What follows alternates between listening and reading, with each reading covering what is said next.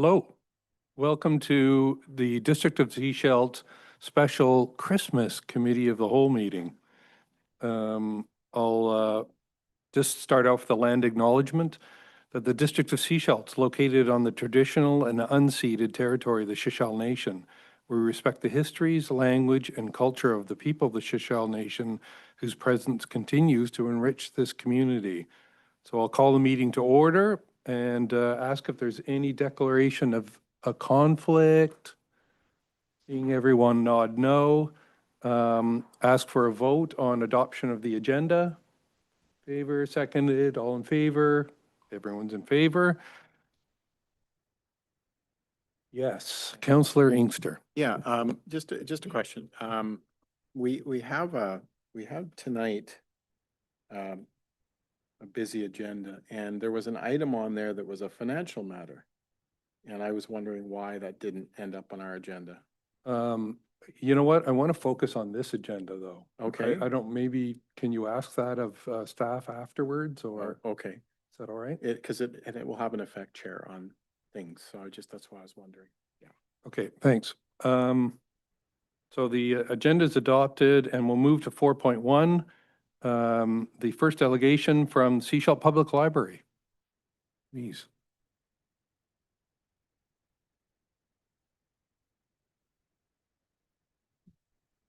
Morning, everybody.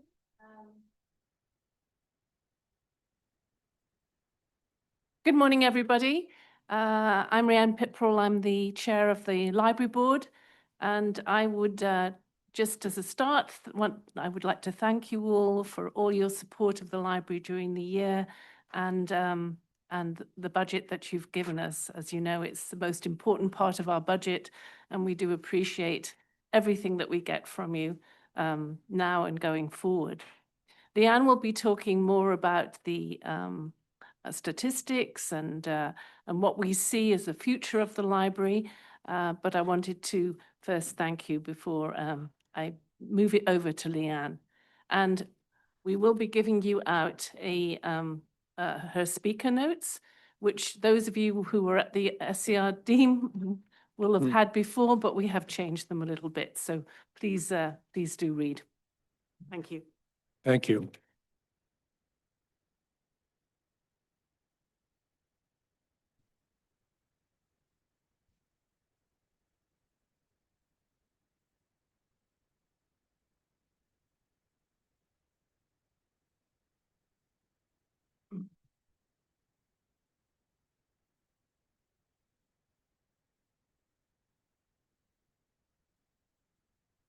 Great, thanks.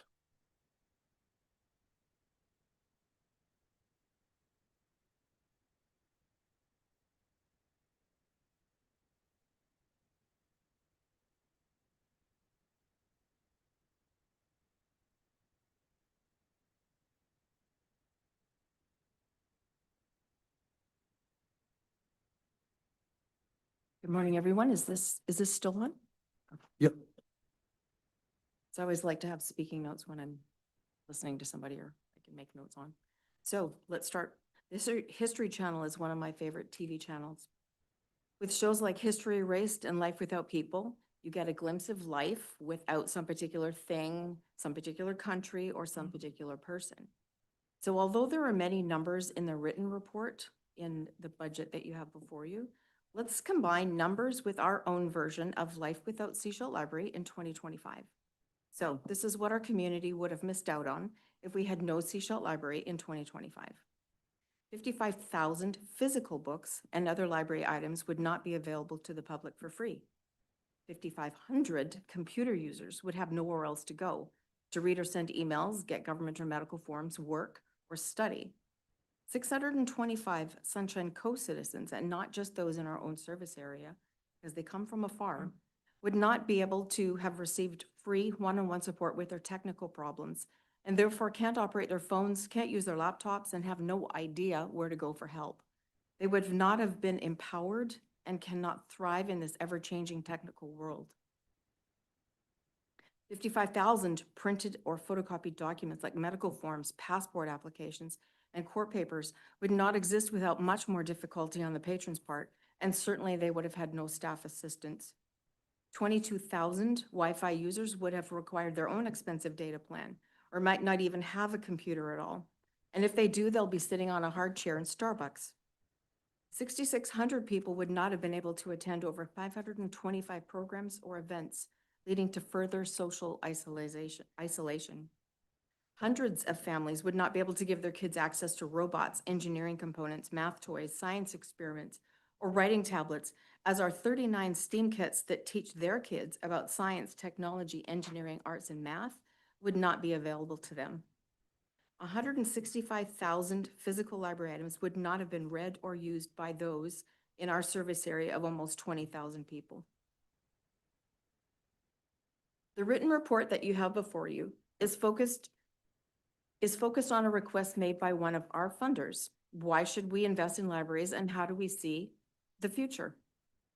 We see continued investment in Sechelt Library as a critical driver of community resilience, economic vitality, and quality of life on the Sunshine Coast.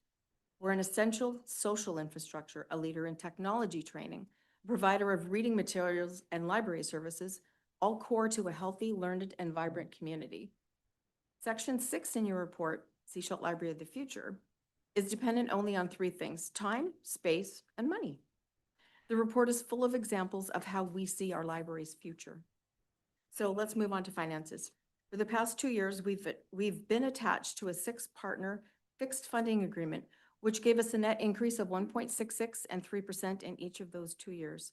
This revenue was not enough to sustain the basic operating costs of library service. The 2026 budget request anticipates a realignment to a balanced budget.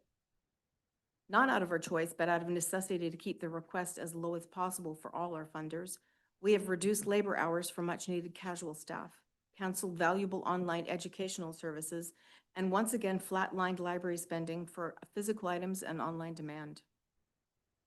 As noted in the budget submission, many of our capital costs, basic things like shelves, computers, desks, tables, Wi-Fi and server upgrades, self-checkouts, point-of-sale machines, etc., all come from grants that we must apply for, or they come from our amazing Friends of the Library volunteer group, or one-time BC government grant enhancement grants. This has actually allowed us to eliminate any one-time capital requests from the funders for the last 5 years. And lastly, because our unionized staff 2026 wage increases have not been negotiated at this point, the budget includes the same wage increases Gibson's Library has just negotiated for their staff. We are only requesting a 1-year extension to our current service and funding agreement for 2026 until such time as we've concluded those union negotiations. Sechelt Library, backed by our Board of Trustees, is requesting a total increase of $72,000 from funds received in 2025. For the district, this means an increase of $46,576. This will allow us to keep delivering exceptional library service for the communities that we serve. Funds alone do not make a successful library. It takes strong leadership, a supportive library board, over 25 volunteers, and a staff that is dedicated, unified, and empowered. Lastly, we really want to thank you for your dedication to the communities that you serve and that you live in your capacity as mayor and council members. Thank you. Does anybody have any questions for me? I'm turning to council, looking for questions on the report that's been submitted. Thank you for that, Leanne. Mayor Henderson. Thanks. Ms. Emery, I guess I'm curious, what is the financial position of the library at the moment in terms of, have you got reserves? Are you anticipating any dramatic events? I mean, the union negotiation, but like, is this just a short-term hurdle, or is this going to get to be a bigger issue in the next year or two?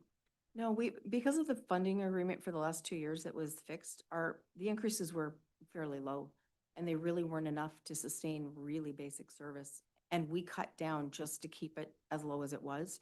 I think that if we can catch up right now, we'll be fine going forward.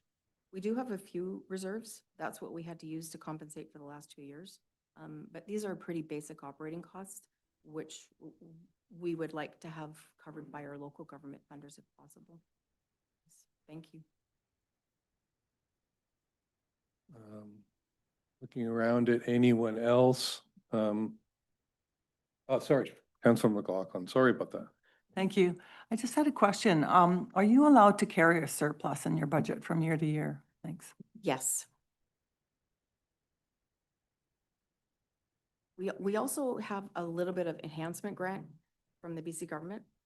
So when we got those enhancement grants from the government, most libraries spent every penny in those 3 years. We actually have some saved aside. So I don't anticipate having to ask any one-time funding costs or any capital purchases for quite some time, which is a relief. We got permission from the government to actually hold a little bit in reserve. So it can cover our basic capital costs that are not in the operating budget. So we have that reserved too. Thanks. Let me tag on to the, or sorry, do you have another question? Yes, thank you to the librarians. I feel that the role has expanded out of almost the generosity of your hearts and to provide a community service that's well beyond the libraries we grew up with, right? So I'm just trying to think going forward. I know we have in our budget to do a community services plan. So it is a part of a community service and then some that you provide. So I'm hoping if we can get going with that plan, that we'll talk about the services provided, try and get more partnerships, try and share space and try and give you breathing room to keep doing what you're doing, because I feel it's just a huge burden almost that you end up taking out. We had at UBCM, we had a librarians session, and we had the chief librarian from Gibson's there to talk about the unique issues they have. So I also, on top of what you're doing, I see what is happening in Gibson's, and I see the opportunities we have here on the Sunshine Coast to provide incredible services to even visiting people, and also workers that like to commute and work here for a while. So I think there's a lot to talk about, but so thank you. Yeah, thank you. In the Section 6 Library of the Future, we actually talked about lots of different ideas for partnerships and little cafes and really changing the face of what the library looks like. You know, keeping it open in the evening for people to come and play games or have a little cafe snack, French style. So lots of ideas that we've come up with in there. And part of that is the community feasibility study that we're a high-level stakeholder with you in. So part of that is stemming from that process. Looking to see anyone else. No, let me just. You had a question. Sorry? You had a. Yeah, I've got a question. Let me just tag into what Councilor McLaughlin said. Can the library carry surpluses? And I think you've said yes. Can the library carry deficits from year to year?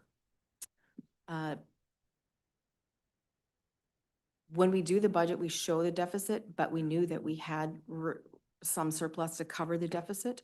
So there was, I thought the library was carrying a deficit, but you have funds that you can use to cover that deficit in terms of operating expenses, not capital operating. that's true. Okay. That's true.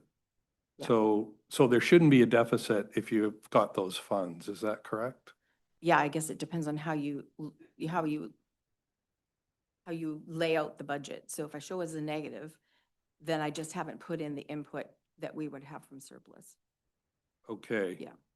So, because I thought I saw in one of the financial statements that there was a sort of $30,000, I'm assuming that's a deficit being carried.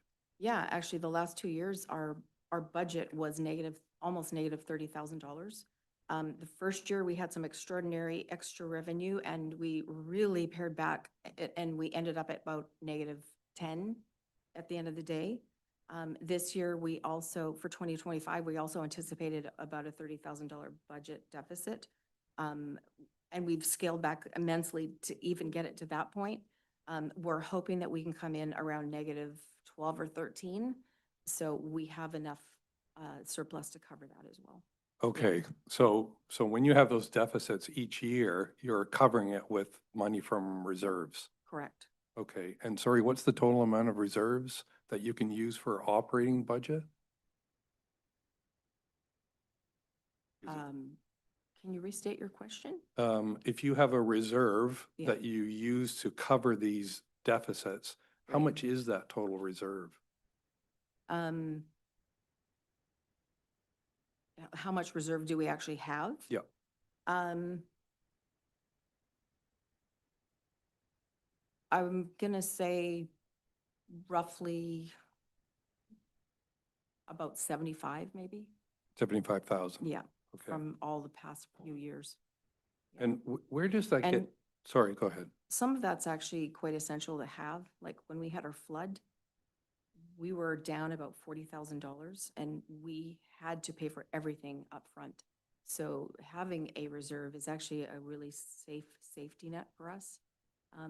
It would be very unlikely that we would go over budget on, accidentally go over budget on something, but having that reserve to cover something like the insurance was really essential. So that's why we like to have that little bit of a safety net. And if we didn't, we would have had to have borrowed that from you, our funders. So yeah, it's a good thing to have a bit of a safety net.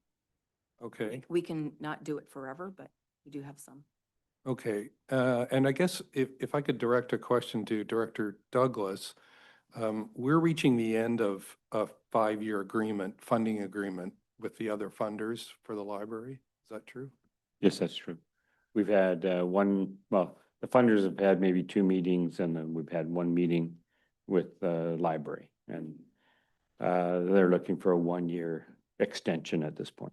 And what are the other funders? Are the other funders agreeable to that? Are they looking for another 5-year agreement? What's happening? I think initially we were looking for a 3-year we were looking for 5. The library initially was looking for 3 and then now a 1. Okay. And just a question on library past performance. I thought, was it 2023 that the library came to the funders and said, look, we've got an extraordinary situation. The union contract, there was some catch up and it wasn't budgeted because the budget had to be done sort of in 2022 or earlier. So the district and the other funders agreed to, I thought it was like a 7% increase at the time. Can you remind everyone of that? Thanks. Am I good? Yeah, maybe Leanne can help me with the date because I'm not sure it was 23 or for what year it was. I'm thinking it was 2022. I think it was 2022. It was 22 or so. 23 and Yeah. yes, we came forward Yeah. and it lifted, we kind of redid the last 2 or 3 years of the agreement on the financial side with more of a lift, yes. So the funders agreed to extra funding for that year, but left the cap in for the last 2 years as per the existing agreement. No, the cap, okay, there was a couple different scenarios that went on, but when we did the adjustment, that the cap also grew a little bit. Oh, okay. Yeah. All right. Yeah, for the remaining years. Okay.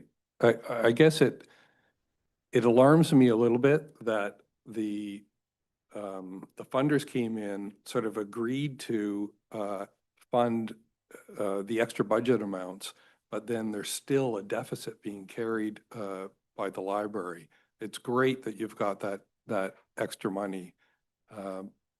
But anyway, it's I would have thought that the library could have adjusted to what the budget was after the extra money coming in. Well, one of the issues with that year, just to be a little bit more clear, was that we actually asked for a 9% increase. And the district actually gave us 9%. The SCRD gave us 7%. So we dealt with that year. And then for the next couple of years, we had to readjust the baseline. And so the baseline got readjusted back down to 7% for everybody. And so, that was a significant decrease because the district gave us 9 and now we had to adjust the baseline back to 7. So that's why that 1 year ended up being net 1.66 for me, and then we had a 3. If the baseline hadn't been adjusted, then we would have had a 3 and a 3, but we had a 1.6 and a 3. Okay. All right, thank you for that. Are there any other questions from council? Oh, sorry. Through the chair. Yes, I'm just curious, page 14, which is the 2025 revenue and expenses January to September. Is that, that's a point in time, from January to September. Now, as I look at this, there are some gaps, and the SARD is one area. Does that look like it'll come in on budget, to the end of December? Yes, just so you know, this is actually a requirement of the SCRD to do Okay. a 3/4 year point in time budget. I don't really think it tells a very accurate story because we don't have everything coming in perfectly every month. It doesn't work like that. Okay, So yes, all the local government funding is at 100%. okay, yes. good. Yes. All right, so is there anything in this budget at this point that you see would be any change, significant change at this point, either in revenue or expenses? If you're just looking at January to September, the biggest gap is the building cost. We are, how do I say this nicely? We are awaiting a lot of invoices on the building costs for many, many things. They're almost a year behind. So that's a significant expense that's not in this 3/4 budget yet. Okay, thank you. You looking at anyone else? No other comments? Take that as received. Thank you very much. Thank you.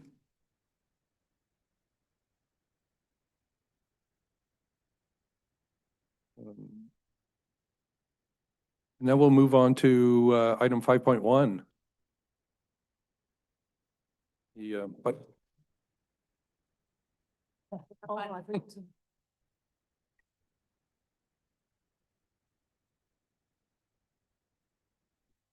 Hearing from the province?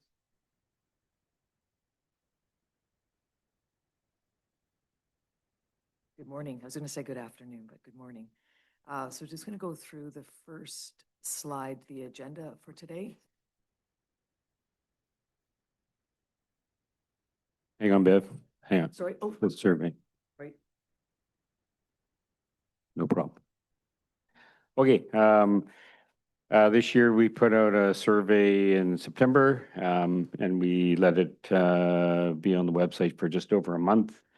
And, the attachment is the results of that survey.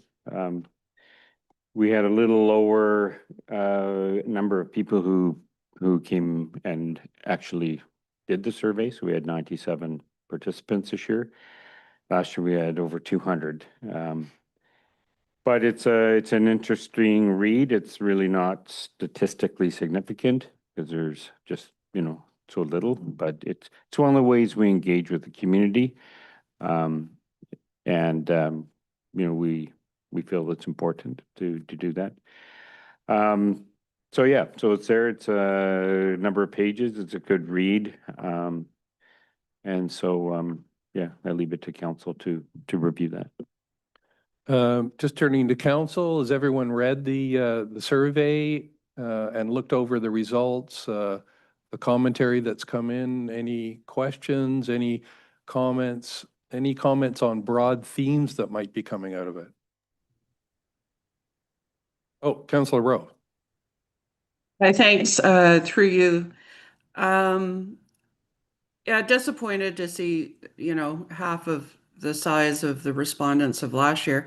I'm wondering though, does Director Douglas have a comment on what amount of surveys received would be statistically relevant?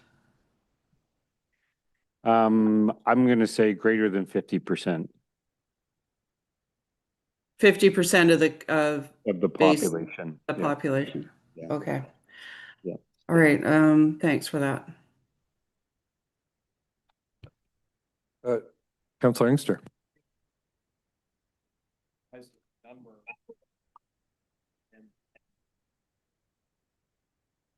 Yeah, okay.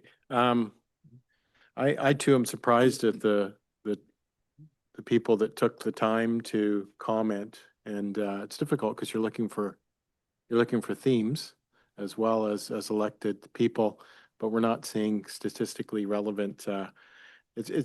Although publicly it's difficult to speak to because you don't want to say to those 97 that showed up that their comments aren't relevant. But it would be good to hear from more of the public on what we're doing. Could you surmise that because we're only getting 97 people, and this isn't necessarily, this is to council because it's a political decision, that the rest are happy with the budget because we've seen some increases the last number of years. So I'm not hearing that I'm not surmising that necessarily people are comfortable with increases as I never have been with large increases. That having been said, though, in an answer to your last question, Mr. Douglas, through you, Chair, 50% you said was relevant. Did you? Is that what you said? No, with- greater.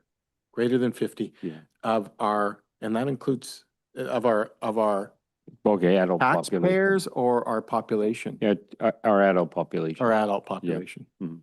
Okay, so probably 45, more than 4,500 people or something like that. Okay, so anyway, Chair, it's I would ask though if as we go forward, I haven't looked at it because I've been looking at the budget. Are we doing more public outreach as we come to budget decision making? I'm hoping we are because 97 is such a small number. Yeah, I mean, we outreach to the community associations and once again, we don't know what their membership numbers are, so yeah, we do outreach, but is it, once again, people also have to engage with us. And so it's, we need to offer the opportunities and people need to engage, so we've tried, the couple different ways to engage and, I would say the engagement level is probably low. Sorry, you have another question? Yeah. Thanks. Yeah. In reference to that, the regional district did an engagement session that maybe some people were over at that I thought was a good presentation at the Seaside Center. I didn't see the large numbers there. People were complaining it was in Seashell, but I think the Seaside Center in terms of centrality and type of facility, it's a good facility, was a good choice. So I'm not necessarily concerned about those complaints. People just have to come to the Seaside Center. That's an opportunity. I would ask if we ever could be in the mall as an example and ask questions. I know that I'm not sure if we've done it in the past, but it concerns me. It's an election year and we had 97 people show up. So I don't know. I'm not knowing what necessarily people are concerned about.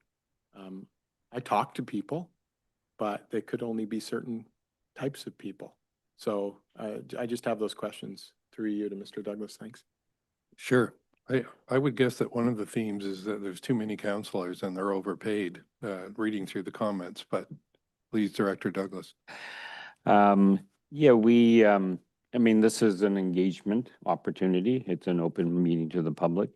And, we're online and we have a potential for audience here. So, between now and when we approve the budget, there are a number of opportunities for the public to engage. We are open to, either a Seaside or maybe the mall or whatever, but, my past experience, they're usually a small turnout, but we're open to doing that, yeah.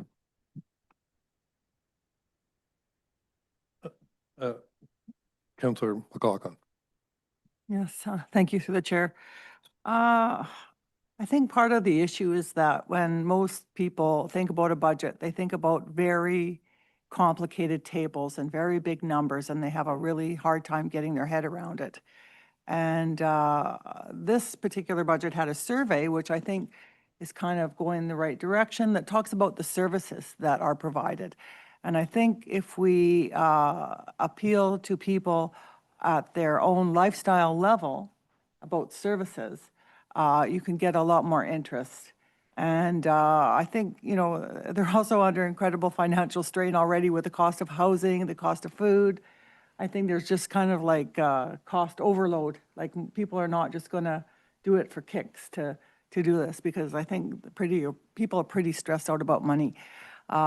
So there might be something in that in terms of even having a civics kind of over the year sessions about topics, because, you know, people don't know that there's like a parcel tax for sewage. Like, that affects me a lot. And anybody who gets sewage will realize that, and by then it'll be too late to start complaining about it. But I think there's a lot of, I've learned over the last year, even myself, about the intricacies, but also how important it is for the public to be involved. And they want to be communicated with, but they also have to be invited, and we have to do it in a way that you know, gets people of all ages involved too. Get the high school students involved, because then they get their parents to get involved, as we found with some environmental and recycling and a lot of issues. So anyway, I think it's a good effort to start with these statistics. But like you say, if you don't get a big enough sample size, you don't get a reliable data, and it just is the opinions of a handful of people, and that's not really worth the time and effort in a way. We need more. Thanks. Thanks for that. Looking around, any other comments? My own suggestion would be maybe to offer $500 to $1,000 for if you really want to get, raise that number of inputs, is make it quite striking, but just one idea. I'm seeing no other comments, so we'll, Maybe Mayor Henderson. If I could, Chair, this is probably coming up later in the agenda, but what is our timeline? Because we do have an online, I think, online consultation scheduled preliminary in January. And of course, we've got the follow-up meeting. So is there any, do we have any insight into when that should be, or when that is going to be? Director Douglas? Typically we do it when it's appropriate, like once council starts making some decisions or there's feedback we can provide. So when it's appropriate, we've done that in the past. We've done a online meeting with the public. I think most of you have attended. That was mostly during COVID period, but yeah, I mean, once the timing's right, then we would go out to give some feedback out.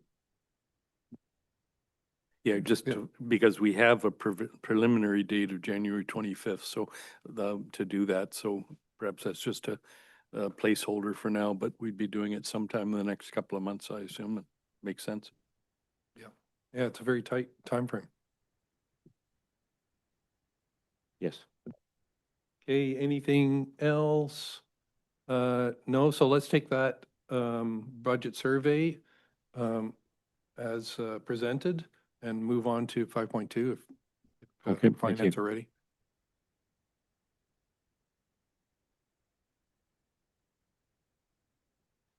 Okay, so we have a PowerPoint that we're going to follow through, and we'll make this PowerPoint available to council after the meeting.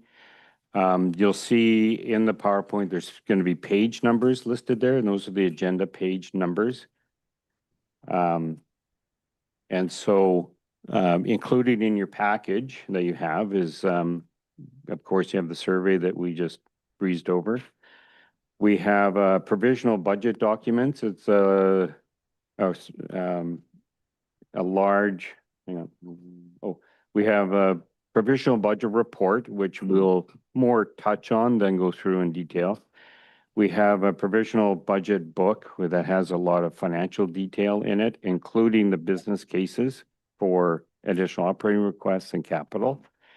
And so at this point, we don't intend to go through everything in great detail that's there for council for reading, but we're going to go through some of the ones that we want to bring out to council.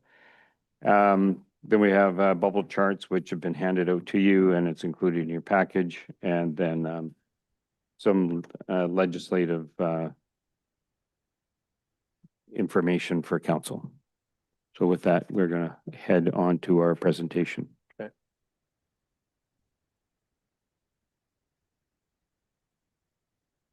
Good morning. So I'm just going to go through the agenda items, just a high-level description of what we're going to be discussing today. So Director Douglas will open the meeting outlining the timeline for decisions from council, followed by a general operating fund overview. I will present the updated Community Association capital requests, followed by additional operating requests and presented by the division directors, and then over to capital projects.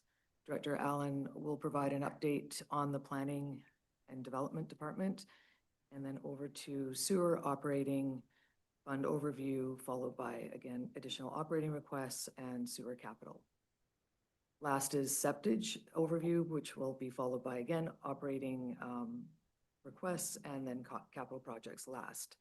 We'll wrap up the budget discussion with the reserve balances, and then over to asset report cards presented by our GIS asset management technician, Kevin Durkee.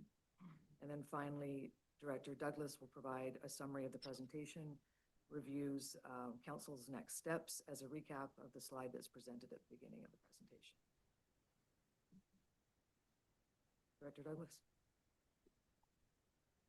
Thank you.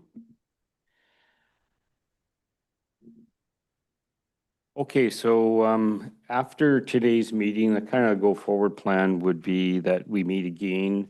Right now, we have a preliminary date of January 14th to continue discussions with the budget. And we're hoping that council will come prepared to approve, some operating requests, capital projects, and we always look for some approvals in January because it's very important for you, especially with capital, getting these things completed sooner than later. If we get approvals too late in the year, often we may even miss a construction period. So it's important that last year we had it, I think, early February, but we're trying to get ahead of the curve. And hopefully by the end of January, we'll have a budget that everybody's happy with and we can move forward with that. Okay, so off to the bit of an overview of the general operating fund. So even as late as a couple of days ago, we were getting more new information. So although the budget is what it is, there may be some minor changes along the way, but we'll highlight those for you if those occur. But it contains the most current information that we have to date.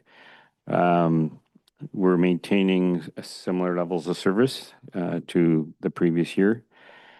And currently the operating budget excludes any additional operating costs or requests or capital requests.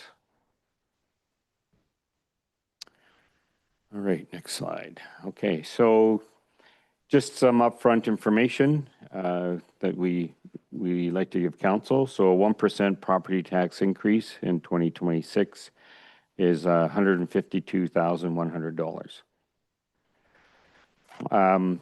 This year, the 3% cumulative transfer for capital is $3,021,007. And so I think this is our 6th or 7th year of the 3%. So we are anticipating a surplus from 2025, anywhere between $750,000 to $950,000.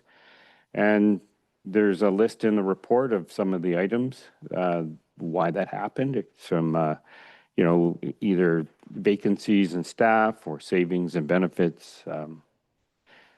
Maybe conferences people didn't go to. So there's a whole host of reasons for that. Starting in the 2026 budget, we are in a deficit, and we're going to work through that with council. The current budget includes $80,000 in revenue for new construction estimate from 2025, but for taxation 26. And we're not recommending increase to the solid waste fees. It would remain the same at $303.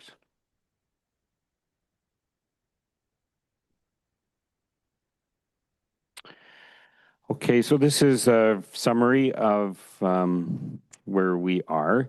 On page of the agenda, page 68 and 69, there's there's more detail on those two pages. And that's, and you can go through that, or we can go through that later today. But so in the budget, we have estimated revenues of just over $22 million and expenses of about 26 million. So that starts us in a, I'm going to say not cash deficit, but a deficit of $4,200,000.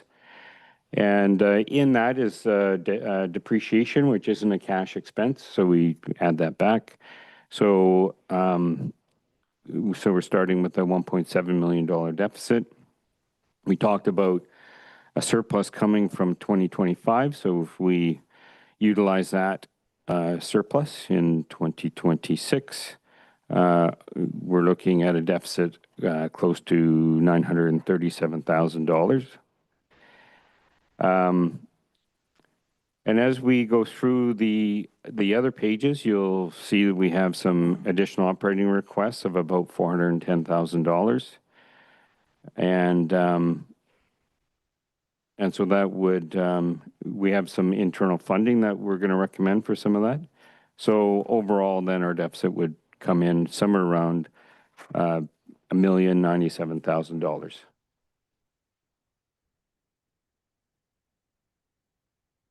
Any questions? Councillor Inkster. You mentioned the surpluses, and I'm trying to find if it's here, but do you recall the surpluses that we've had over the last couple of years previous to this amount? I bet last year was, I think it was about 1.2 million. Yeah. And then do you remember the previous year? Pardon me? Do you remember the previous year then at all, or? is it available? Well, those 2 years we had really good interest returns on our investments, so those were, the big driver of the surpluses. And I think the year before was not far off that 1.2 million. It might have been 9 to a million. Okay. Interesting, Chair. Thanks. Just to continue along that. So the last 3 years of surpluses, obviously this year again is continuing to be in reference to investments, and because I'm of gonna the say- 2 years and even this year, right? Yeah, partly, but not as great this year as it had been in the past. Yeah, As interest rates come down, so does that. yeah, you that's know. clear by the numbers, Yeah. that it has gone down. It just seems that we seem to have continuous deficit shares, surpluses. Carried over. Yeah, continuously. So that's good, but it just leads to other questions if we have continuous surplus. Yep. Councillor Rowe.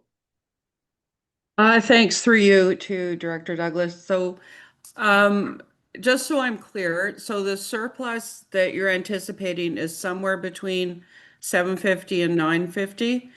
And I see 765 here in the document. So if I have it right, that number could potentially be higher or lower as we move forward? That's correct. Okay, thank you. Thank you. I'll just chip in with, so as it stands, after assuming all of the extra operating requests are, if they're all approved, we're at a tax increase of 7.2%? That's correct. Plus 3? Nope, the 3 is in that. The 3 is in it. Yes. Okay.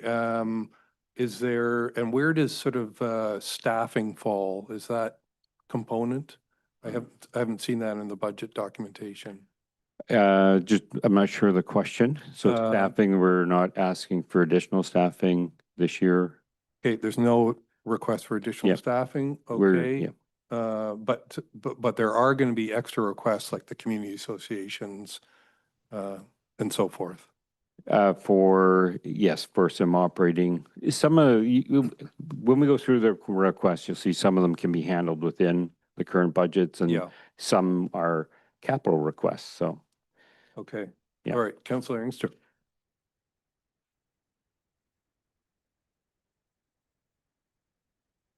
So it looks like then that based on the prediction of 750 to 950 of the surplus, and 765 is obviously a conservative application of that amount.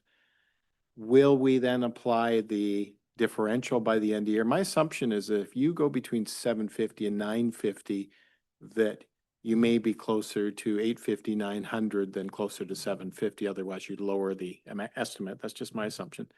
And so then, once we know this, which is probably in the new year, sounds like some interest coming back to us.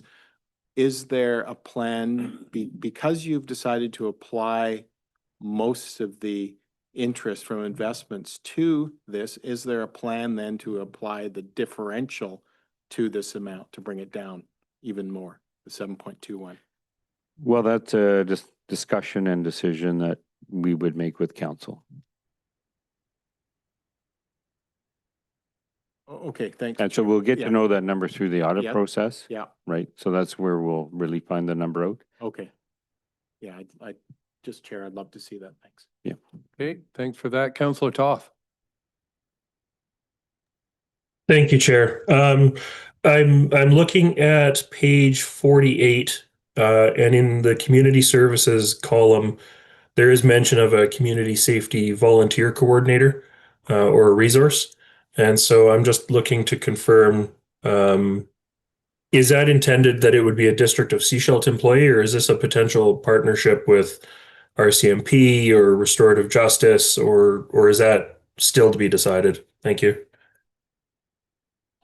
So as we go through, so you're jumping just a little bit ahead, that's all.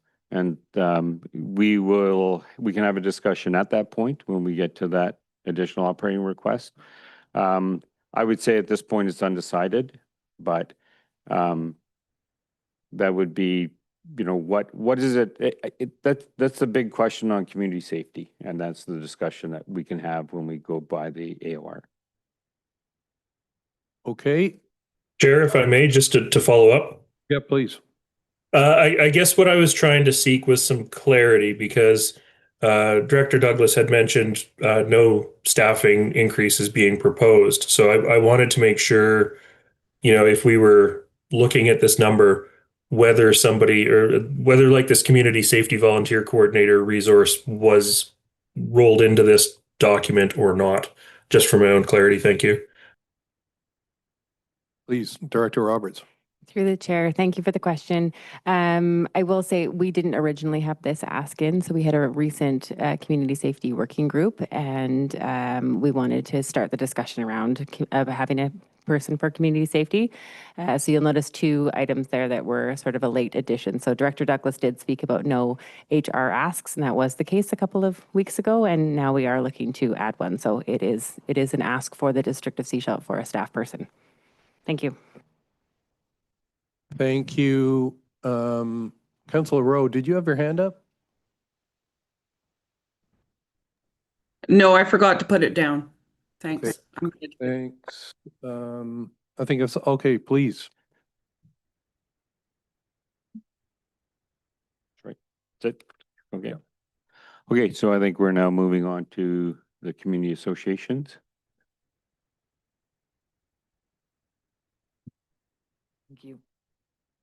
So staff emailed capital project templates and submission instructions in late July to all the district community associations.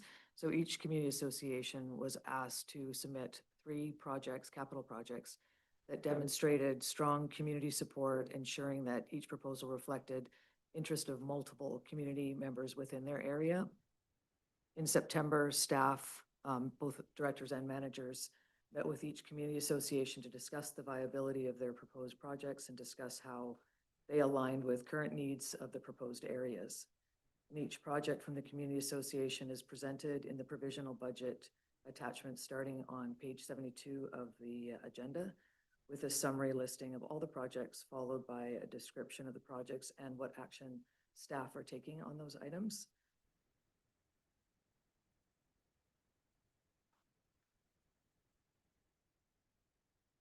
So of those 21 projects submitted by the community associations, 3 remain that are not included in a current or future budget, and they're presented today for council consideration.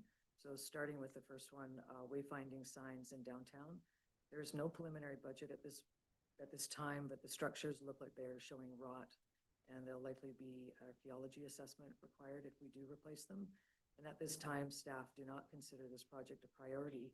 However, we do welcome any input from council if they're interested in us pursuing this project. The next one, the second one, is the connection from Telecom Bay Road to Naylor Road. The preliminary budget of this is $40,000 to $50,000, and this request has been brought forward by this community association a couple times. And what they're looking for is they're looking for a pathway that would connect the 2 roads, allowing residents to use that access opposed to walking on the shoulder of Inlet Road to get to one or the other. And then the last one is a beach access at Telecom Bay Road, which has a preliminary budget of $30,000. The community association is requesting a viewing platform for accessibility to view the ocean. So a note on this one, there is limited parking in that area, and the structure would, of course, require regular maintenance. So these items are here for council consideration. And if there's any interest in one of these 3 projects or all of them, staff look forward to your direction.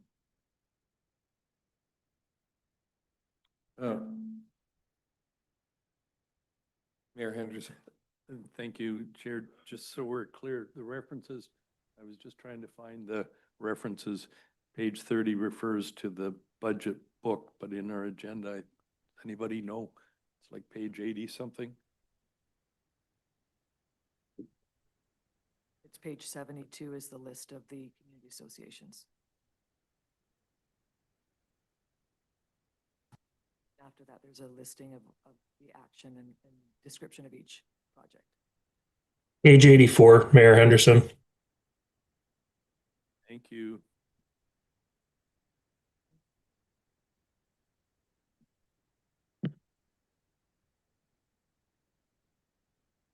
Sorry, Councilor McLaughlin.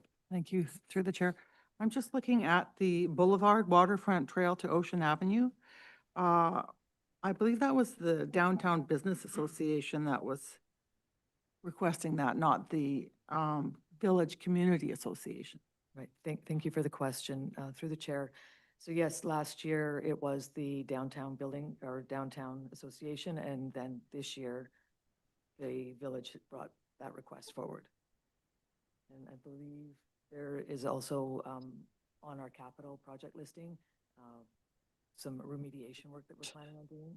So there seems to be like 3 different groups, including us, that are interested in that project, and different ideas. Yeah, I mean, I'm a member of the Village Association, and I haven't heard that it was brought forward, but, so. Yes, thank you. They did bring that.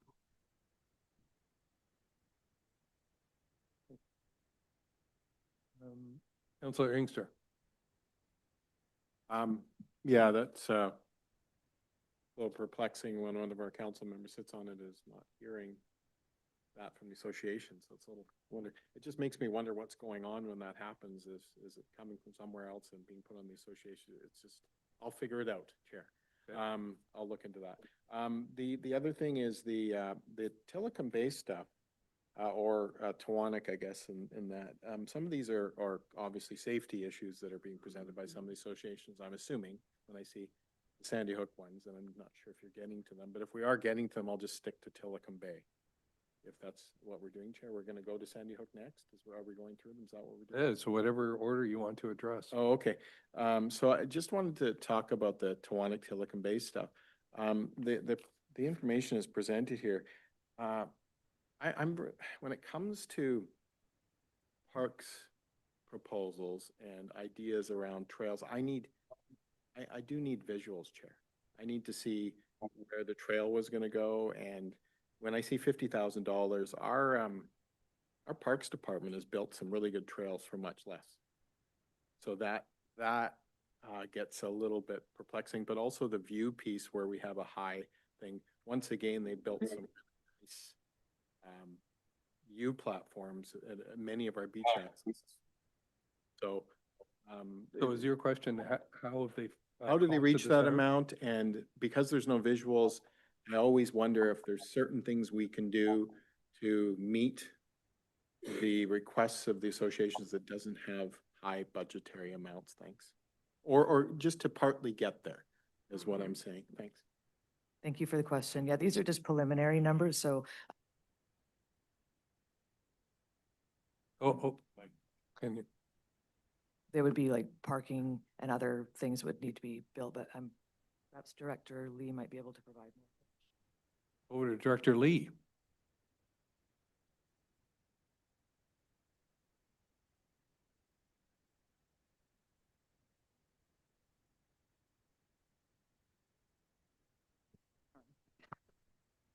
Sorry about the trail between Telecom and Naylor. We haven't investigated in terms of the costs or anything in that nature, but we need a lot more information to give an accurate cost and operational implications to something like that, including any rights of ways or things like that. But I don't know if you want to add to that. Please, Director Roberts. Thank you for the question through the chair. I was just going to add that a lot of the work that Councillor Inkster is speaking to are things that our parks operations crew do to maintain trails. So like the work that was done in Kinnickinnick, they do that within their skill set. But what we're talking about is sort of longer term asset management to make sure that these trails can sustain the future use. So thank you. So just to follow up on that, are those numbers that are coming from the community associations or those are internal? Thanks for the question. They're internal, just to kind of, this is just sort of the starting point to plant the seed for the idea and for the project. And then if there was an interest, we would provide drawings and start discussing what that would look like. But this is just sort of preliminary to see if there's an interest in us pursuing it. Thanks. Councillor Rowe. Hang on. Oh, I thought it was muted. I'm just looking for a number. Is there a number attached to the wayfinding signs for downtown?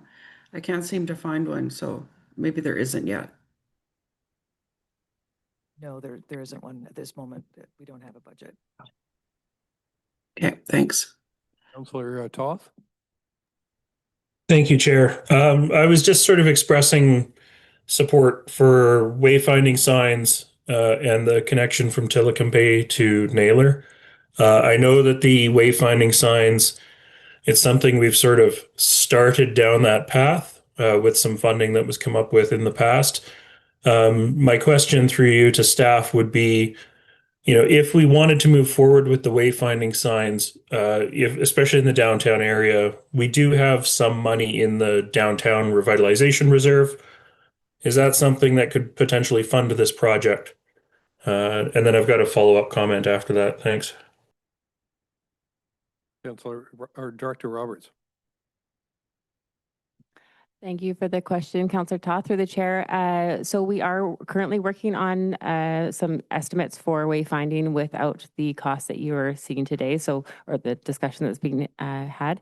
The archaeology costs for one, if we replace the signs without removing the posts that are currently in the ground, because that is not the part that is deteriorating, we are able to save on the archaeology costs. So staff is currently doing the best that they can with the reserves that we do have. And this is just sort of an upgraded estimate if we were to replace it entirely and get into the ground and consider ARC.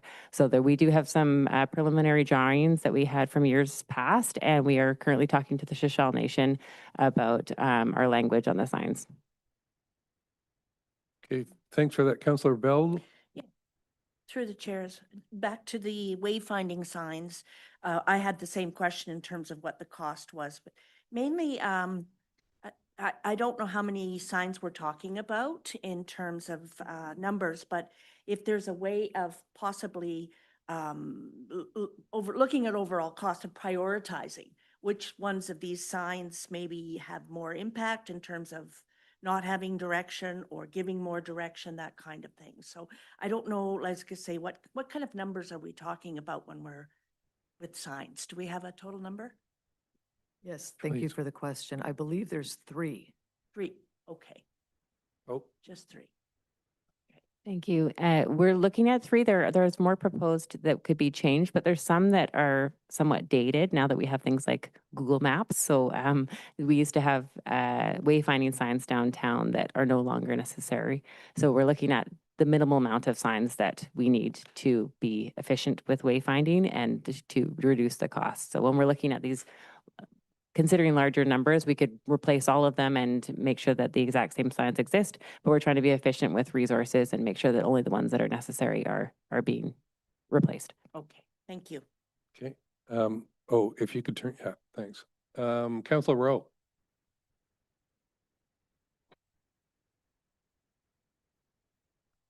You're muted. Sorry, guys, I'm really bad at putting my hand down. But I think just to go back to the wayfinding signs, I'd be very interested to see to looking further into this and seeing a future report with regards to what's needed and the costs for same. And the Tillicum Bay Road to Naylor Road piece, I'm also interested in pursuing, and I'm reading the business case and have we already applied to BC Hydro for this, or am I looking at the wrong business case? I don't think so. It says connection from Tillicum Bay to Naylor Road. So have we already done some work, preliminary work on this one? Please. Thank you for the question. We have, I believe the survey's been done a few years ago, and no, we have not reached out to Hydro. So we haven't really started anything until we get direction. Okay. Okay. Councillor McLaughlin. Yes, thank you, through the chair. I'm just thinking about wayfinding in the village, and I mean, we use our phones a lot now. So if we're going to do an idea of signage, it might be a good time to think ahead about like a walking route or a running route or a heritage route or other types of signage that we can incorporate into this so that people will not just find it useful for finding Municipal Hall, but it'll be part of a signage system that links Hackett Park and links walking routes, because I think that helps with the accessibility and the walkability and promoting a healthy lifestyle in the downtown instead of like, where's the best place to park? You know, so if we do go down that route, I think we should look at accessibility folks and also our community services in terms of promoting the community in terms of arts and culture and health. Thanks. Thanks for that. Councillor Inkster. Yeah, thanks. I do think that I also think because people use their phones that we should be more thematic when we do this approach with wayfinding. And this would be maybe an opportunity for us to, because people use their phones more now, so many things have changed with that function, that we do best practices. We find out what somebody else, other communities have done that are like us. And there's so many coastal communities that that would be an example of a similar community. What have they done? Paul River might be a good example to see what they've done in terms of signs. I do, Chair, though, want to talk more about the Tillicum Bay situation. Okay. I would like more information. I just think that we can do good things with less money. There's a trail that goes, and because I don't know what this trail will look like, because we probably don't need a wide trail there, just based on the numbers. I mean, we could build it out later, but there's a trail in East Porpoise Bay that goes along beside the road out there, and Yep. and you probably use it, Chair, a little bit coming along to stay off the road there, which is a little bit thinner in that area. I always wonder what that cost.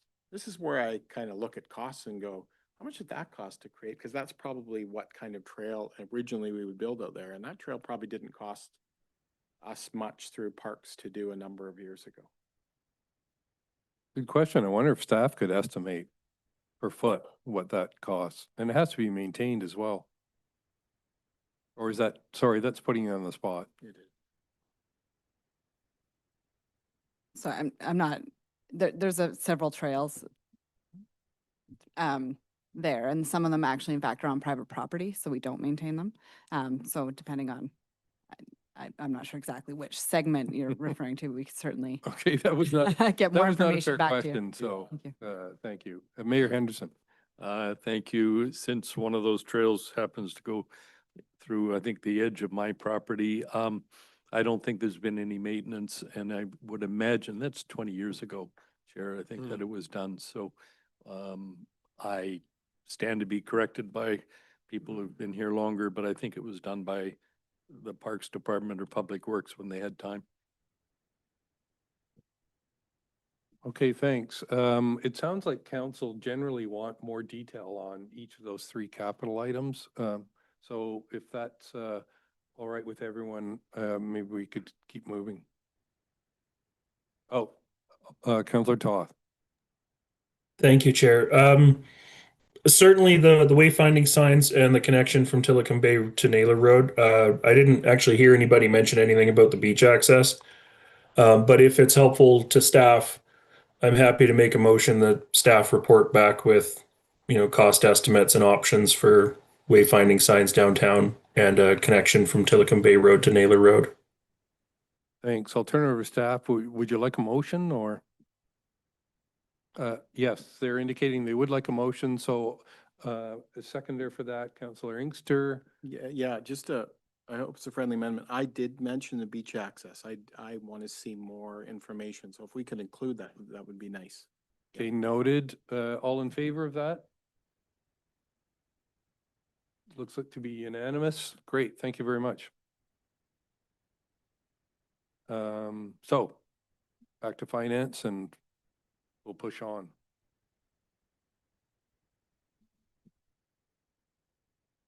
Okay, the next item that I have is the additional operating request. I think we start with Megan's chart. Okay, thank you. So similar to last year, this is the same AOR information that's presented in the tabular form, but this is a visual demonstration of the relative magnitudes of the asks against each other.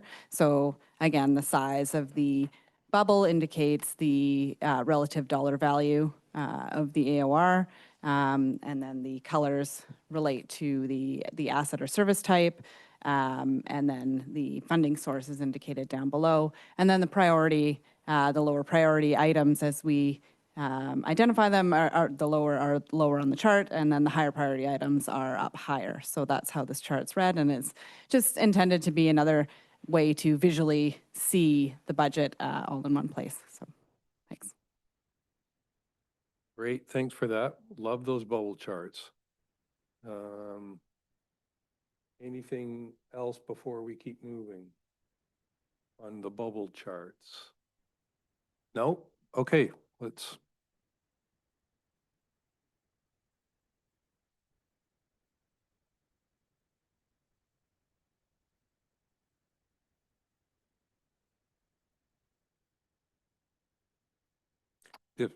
Please, Director. Okay. Yep, Roberts. so you'll see in front of you the community safety security firm. We've been using Unison for the past year. This would be to carry on the service. The community safety group decided that this is something they'd like to carry on with. The reason for it, I would say primarily, is that we don't have union staff working beyond 5:45. So when we think of like having safety around the clock or having safety during the evening, this covers that. So we haven't made a clear decision on moving forward, but I just wanted to bring it before council to have a discussion on whether this is something they wanted to fund or not. The community safety volunteer coordinator is not something we talked about at the community safety group yet, but again, a discussion for council. There's a lot of work to be done, and currently board their council members, staff members, and community members are sort of doing it off the side of their desks. And so this would help prioritize and focus community safety for the District of Sechelt. It would be things like coordinating with the COP, like the Citizens on Patrol program or Block Watch, working with our community associations and really leading the community safety portion of the District of Sechelt. So that's why these two are in front of you today. Thank you. Great, thanks for that, Councillor Bell. Yes, thank you. Through the chair. The first question around the community safety security firm, I think in my mind, there's no doubt that we need to have something out there or someone out there, you know, to cover some of these times we're concerned about. The one that I keep hearing about in the community is that 3 to 6 a.m. time. I'm hearing that more often. That seems to be a time where we have significant problems and safety and security issues and crime issues. So, however, my question would be is really around as we move forward. We need to budget something for it, but I think we need to look at the efficiency of the security firms that we're using right now in terms of are we happy with them, et cetera. Now, I know that that's not the question as to whether we're staying with them or not, but I think we do definitely need to have something around extra security. So not sure what that looks like, but I would like to see that deferred to as we move forward, as we have a discussion for council around what do we want our community safety plan to be. And I think that should also include this discussion around where we spend the dollars, what our priorities are, that kind of thing. Does that help in terms of? Yeah, that's, That's you're the- leading that. Yeah, that's the first one. Yeah, and then, and do you want to come? Yeah, Councillor McLaughlin count. Yes, before- thank you, through the chair. And I am going to comment because I do live in the village area, although apparently the council's been accused of nobody living in the village area from council, so I do. It seems to me that, you know, we've had good intentions, but as far as I know, the block watch idea is got issues to actually implement in terms of kind of the complexity of it, the amount of RCMP involvement that would be required hasn't really happened. And then also from what I've heard is that the citizens on patrol, there's not too many of the citizens patrolling. So it's not functioning that well because it just hasn't really taken off in terms of community buy-in and volunteers showing up to help do it. So just to acknowledge that to put too much into administrating something that isn't really happening, I think makes me think maybe we need to put it somewhere else. And the firm, you know, to hire somebody to put a vest on, apparently some of the concerns are that even if we hire someone to do that, they don't have much authority to actually address an issue if they come across it. So again, that's, you know, it's just an unintended consequent situation where maybe we had good intentions, but it's not being all that directly useful. So just some concerns about putting money towards, just throwing more money at it when it doesn't seem to be helping that much. Maybe there's something better we can do. Perhaps put like a community office nearby somewhere so that people know where to find someone maybe, or there's an office if they have an issue that they see arising, just maybe a slightly different approach. Thanks. Great, thanks for that. Sorry, Councillor Toth. Thank you, Chair. I guess a question on the community safety security firm, and then a comment on the volunteer coordinator. Question through you to staff. Has there been any discussions with the Sechelt Nation about sharing this resource or this contract in some manner? Talking to Lahewus recently, she mentioned that they're spending over $100,000 a year on a security firm as well. And so I'm wondering if there's an opportunity for us to, you know, jointly issue a contract and get more bang for our buck, so to speak. Director Roberts. Yeah, thank you for the question through the chair. I was aware that they did have their own, but we haven't engaged in a conversation. So that certainly, again, we'd obviously need more officers than they have, and they would need more than we have, but combining efforts could be cost saving. So I will certainly look into that and get back to you. Thank you. Thanks for that, Councillor Inkster. Yeah, thanks. Yeah, I mean, Lehigh, as I said a number of times, used to pay for security for Sechelt. Lehigh used to play for security. I mean, it seems like you ought to repeat, right? Not necessarily for staff, but just what we've done in the past. And that was free. So I'm glad that this particular pieces that Councillor Bell's introduced will go for defer for further discussion, because this would be $250,000 that would, if we spend it, that we need to talk about with the community, because not only do people say that we're not doing anything, but their security firm doesn't do anything, and that, yes, that's true. Nobody who lives downtown from council, I guess Councilor McLaughlin needs to wear a hat like Bruce Milne did or something like that, so people know, or maybe go down trail. But because there's this concept that we are not paying attention to those issues. So I think we need to hear more from the community and maybe talk more about what we're doing as we make these decisions. Thanks. Councillor Bell. So through the chair, I'll go back to my constant request and message that I think we're at a point in time right now where we're getting into process what's working, what's not, and I don't feel that this is the time to do that. What I will say is that I have had some discussions with some of the municipalities that have a community safety plan, and they have budget for it. And so that there is resources, capacity, and all council sitting at the table determining what they want their plan to be. And I think that's the place we're at right now.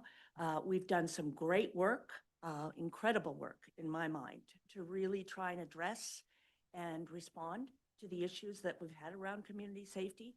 But it is now time, in my mind, to start a clean page now and look at what our plan is going to be, which includes what our budget will be. We need to budget money. I'm not so sure that we're at a place to say what that's going to be in terms of this is this much and this is this much. I would like to see a number put in there if that's possible. And that's how I suggest we move forward. Okay, thanks for that. Councillor Toth, I think, first. Thank you, Chair. And then the Community Safety Volunteer Coordinator. I had asked earlier, not at the right time, about what this resource might look like. And so I guess from my perspective, I met with somebody from Restorative Justice a number of months back, and we had talked about Citizens on Patrol and Block Watch and stuff like that. And they had actually expressed to me at the time that they felt that that was something that they might be able to help facilitate as part of the work that they do. And so I'm wondering, like, if we're looking at, the possibility of spending $110,000 on a staff person that would sort of lead the charge on all of these things, could we have a conversation with Restorative Justice and see if they're interested in doing that work at some lesser amount as capacity funding for them? If it's $30,000 or $40,000 a year in capacity funding for them, and they can offer this service, that's a better deal for the community, and it's a great opportunity for Restorative Justice to raise their profile as well. Thanks. Robert. Thank you for the question through the chair. I agree, and there's more that we could do with less. However, I think it'll be council's will on whether you'd like to prioritize more on community safety. When I talked about things like Block Watch and Citizens on Patrol, it's a very small portion of what this person could do. When we talk about changing bylaws, or we talk about like the cleanup, all of these things are being done on the side of our desk. So when I'm thinking about the reason it says resource is maybe it's not a person. And we're looking at things like talking to Restorative Justice, and we're looking at different programs or contracts that could come in. But when we're talking about a person that's really taking it and owning it in the District of Sechelt, so that somebody's taking care of the bylaw officers, they're running the community safety meetings, they're going out into the community. We looked at having a downtown office for someone, like whether they're outside of the municipality and they're sitting in a space so that they're more accessible. There's been lots of options that have been just talked about at the community safety group. We heard from someone from the city of Vancouver. I spoke on the phone with somebody from the city of Vernon. A lot of folks have a lot more resources. They also are bigger cities and have bigger problems. But it'll be whether it's the will of council to move forward in prioritizing this for the district, or we're leaning on other people like the RCMP or other institutes that could help us with community safety. So there's lots more work to be done. And I think to Councillor Bell's point, we're looking to have a workshop to talk about a community safety strategic plan and how we move forward, or a safety plan, and that could inform what we spend this money on. So really today it was just to get these numbers in front of you to say, you know, are we talking about community safety and spending more resources on it, or are we not? So thank you. Okay, thanks for that background. Councillor Toth, does that satisfy your question? Thank you, Chair. I think for now that it does. And I mean, to answer Ms. Roberts' last question there, if council, you know, at least myself, yes, I think that, you know, a couple $100,000 is a prudent investment in community safety in our community, regardless of the form it takes, as long as it's accessible to the public and having an impact. Thank you. Thanks. Councillor Rowe. Thanks. Yeah, pretty much what I was going to say has been said within the last two speakers. At the end of the day, we're going to have a line with a number for community safety, and I was going to suggest the workshop would be a great place to look at some of those options. I do feel like we're not going to get away from having a district employee that leads the charge on whatever, you know, route we were to go, that we're getting to the point that we can't ask people to do it off the side of their desk because it's such a self-identified issue within our community, you know. And if we look at Gibson's, it takes a bit of a different lens. They have an outreach worker that it's not necessarily community safety, but her sole job is to sort of deal with unhoused issues issues that unhoused residents in Gibson's have, and you know, there probably could be a case to be made around the increased number of issues that Sechelt has versus Gibson's. Anyways, all that to say, I'm supportive of everything that has been said around this, and I don't think we need to get into the details today. I look forward to the workshop. Okay, thank you for that, Councillor Rowe. Councillor McLaughlin. Yes, thank you through the chair. I'm just wondering if staff could look at perhaps reassigning these responsibilities perhaps to a bylaw officer, because just adding more and more to our budget without saying, look, how can we realign what's needed in this community and focus on this going forward for a number of years? Because I think it's about community safety and well-being. I want to bring the well-being into that, because if we just call it safety, it sounds almost, you know, militaristic. But what it is about is making people feel safe and comfortable and enjoy all their interactions with everybody in this community, to treat everybody well, regardless of their income or status in life, et cetera. So I think it's about well-being primarily. And if we put it that way and see this as a community service, not an additional police service, I think that would be much more helpful. Thanks. Okay, thanks for that. I think we've talked with this one out. I did want to just note that if I understand it correctly, I wonder if finance could confirm, the community safety security 140 grand is proposed to be taken out of reserves. It's not new taxation. That's correct. Okay, thanks. Whereas the community safety position, that would be new taxation. Well, right now I've pulled them both out of a reserve. Okay. Yeah. All right. As a starting point. All right. For discussion. Great. Okay, let's push on.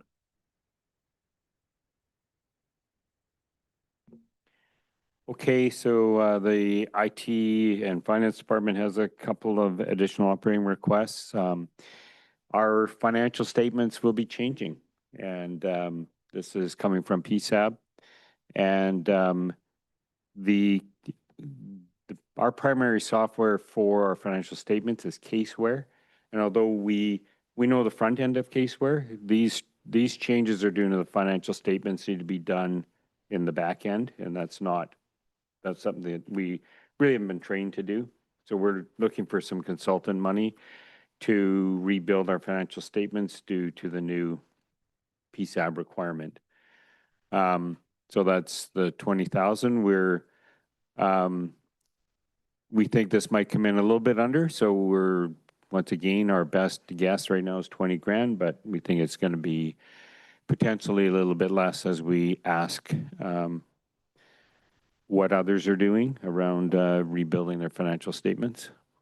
And the second one there is network infrastructure and IT support. Right now we have a gentleman coming in from Opus. He comes in once a month to just help us with our internal hardware and other aspects to our system. And this ask for 11,000 is to have the person come in twice a month. It just allows us to be a little more proactive with our network, troubleshooting problems that are, more ongoing. Gives us a faster response to other issues that are going on with our network. So that's what this ask is for. Okay, thank you. Councillor Inkster. Yeah, these are small amounts compared to all the other amounts we often discuss.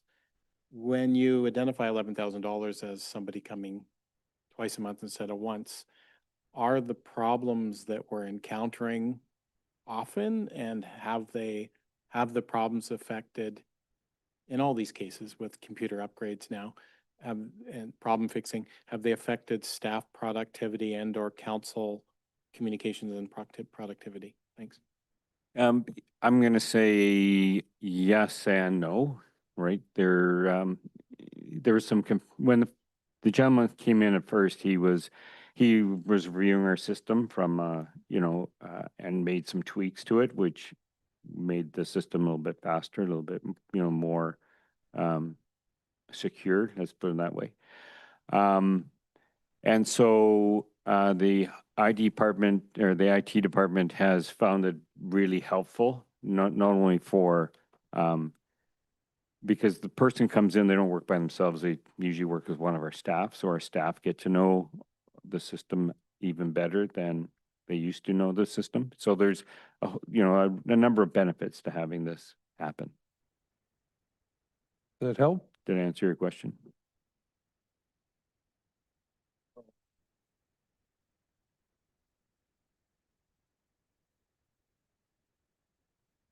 Okay. Oh, sorry, Councillor McLaughlin. Thank you.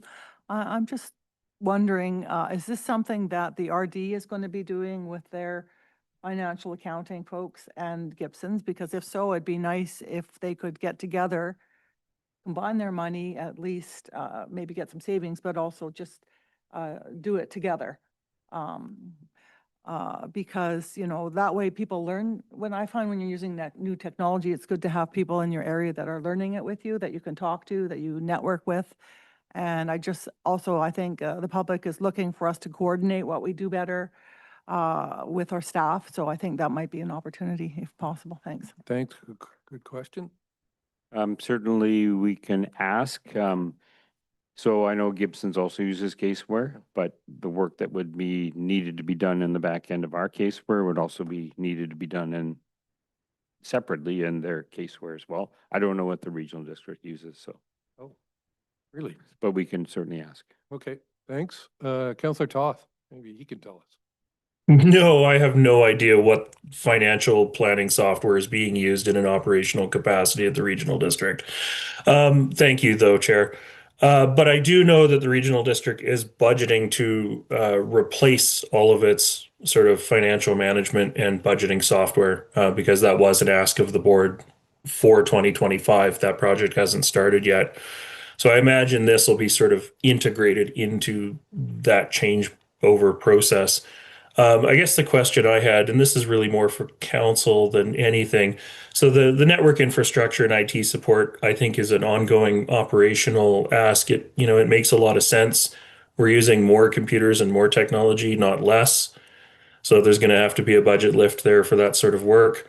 But I'm wondering with something like, this template and software adjustment, like it sounds like it's a one-time funding thing.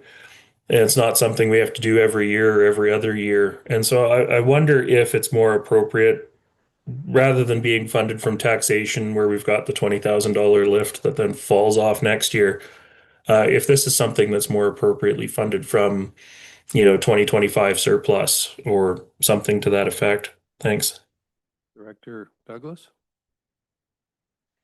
Yeah, the 11,000 would be ongoing and the case for help would be a one-time only. So I'll certainly take a look at what could be utilized.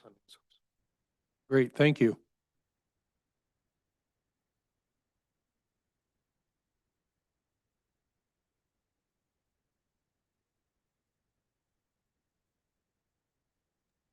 Not sure if somebody's muted. All right, next slide. Next slide.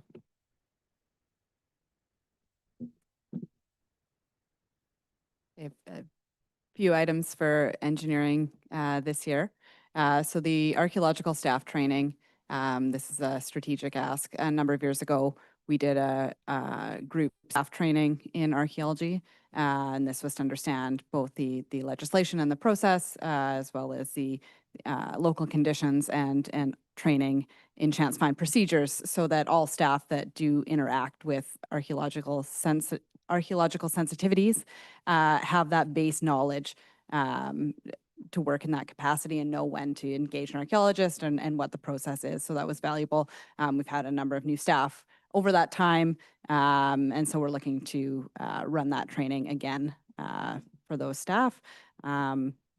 GIS enhancements, that is a budget for an annual budget for updates and support with our GIS system. So that would be for an external platform provider to assist us with updates and maintenance in our GIS system.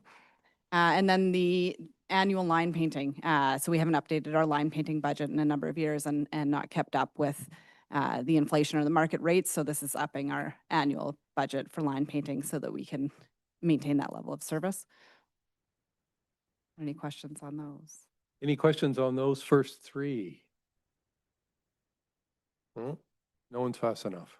Let's, facilities. Facilities. So peer assessments is something we've seen in the budget several times. We haven't, it hasn't moved forward into an approved budget. So we've split it into to do one peer assessment per year until we get them done. So we're proposing that the Davis Bay pier be assessed. This is a structural assessment, both to identify any maintenance or repairs, liability issues. It could have implications in terms of insurance and things like that as well. So we're looking to do that in 2026. HVAC annual maintenance. So you see it split into three $8,000 asks. This is essentially the same function for each of these facilities, but we manage those budgets separately. So they're three separate asks. This is to have a HVAC specialist come in annually and perform maintenance, specialty maintenance on our systems. Great, council. Anything on those? Oh, sorry, Councilor Shaw first, sorry. I just saw that first. Thank you, Chair. I guess my only question is the HVAC maintenance. It was mentioned that it would be an annual, but the budget book is only showing it as a 2026 request. So I thought this was like a one-time assessment and update to current standards. So some clarity there, just to confirm, would be great. Thank you. Yes, thank you for the question. Through the chair, this would be an annual ask. So this would be every year. This maintenance to occur. Okay, thanks. Mayor Henderson.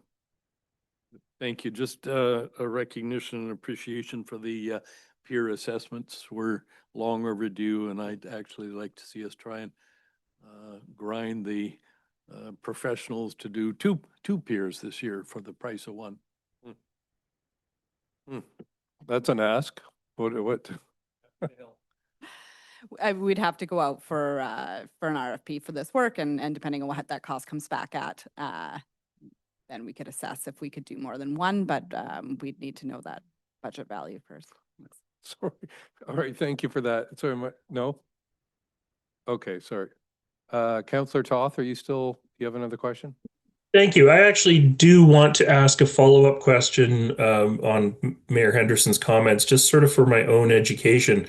When staff structure these RFPs to go out, is that something that can be structured to be like, this is the priority project, give us the cost estimate for this one.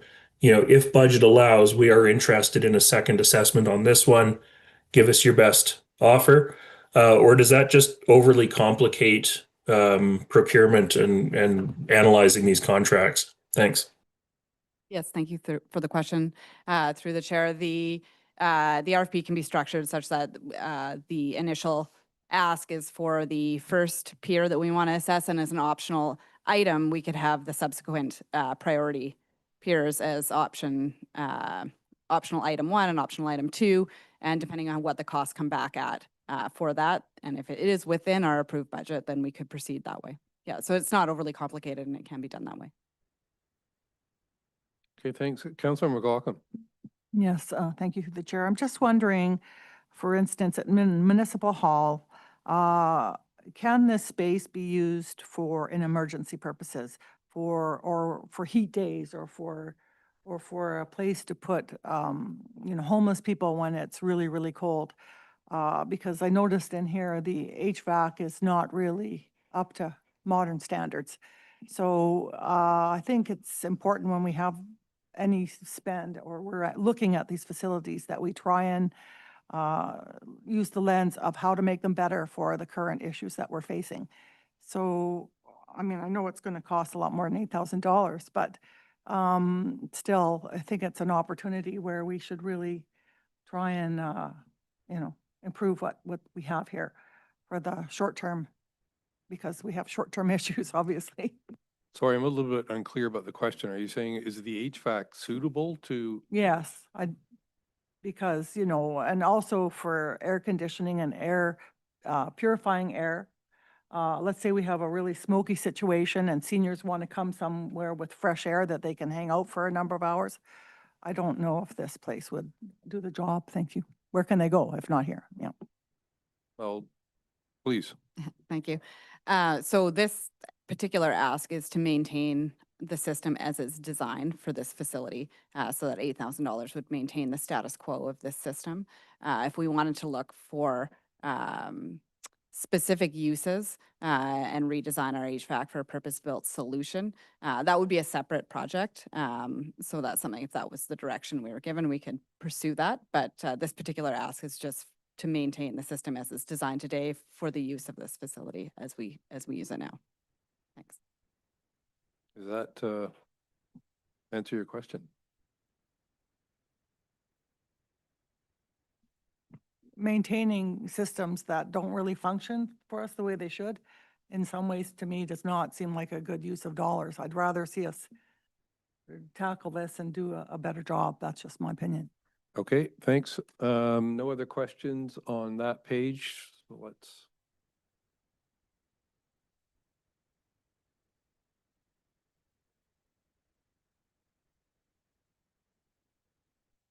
So we're on the capital, and we're back with Megan for a chunk of this.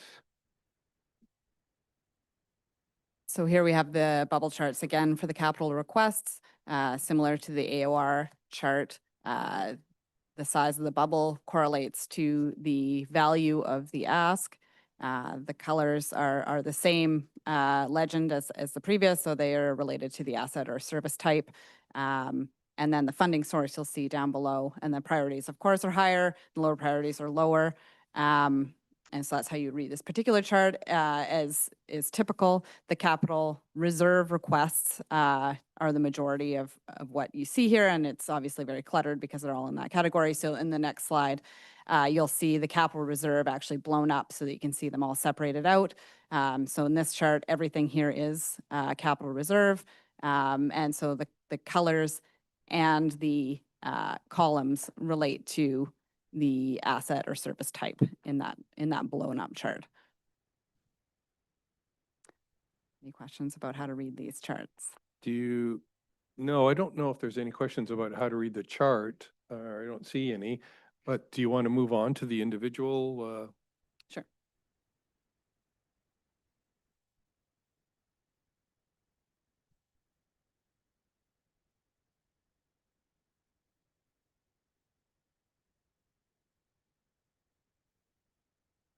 Okay, so for the individual capital projects, I'll just talk about the more significant ones. And then if there are any other questions about any of the projects, of course, happy to answer questions about those.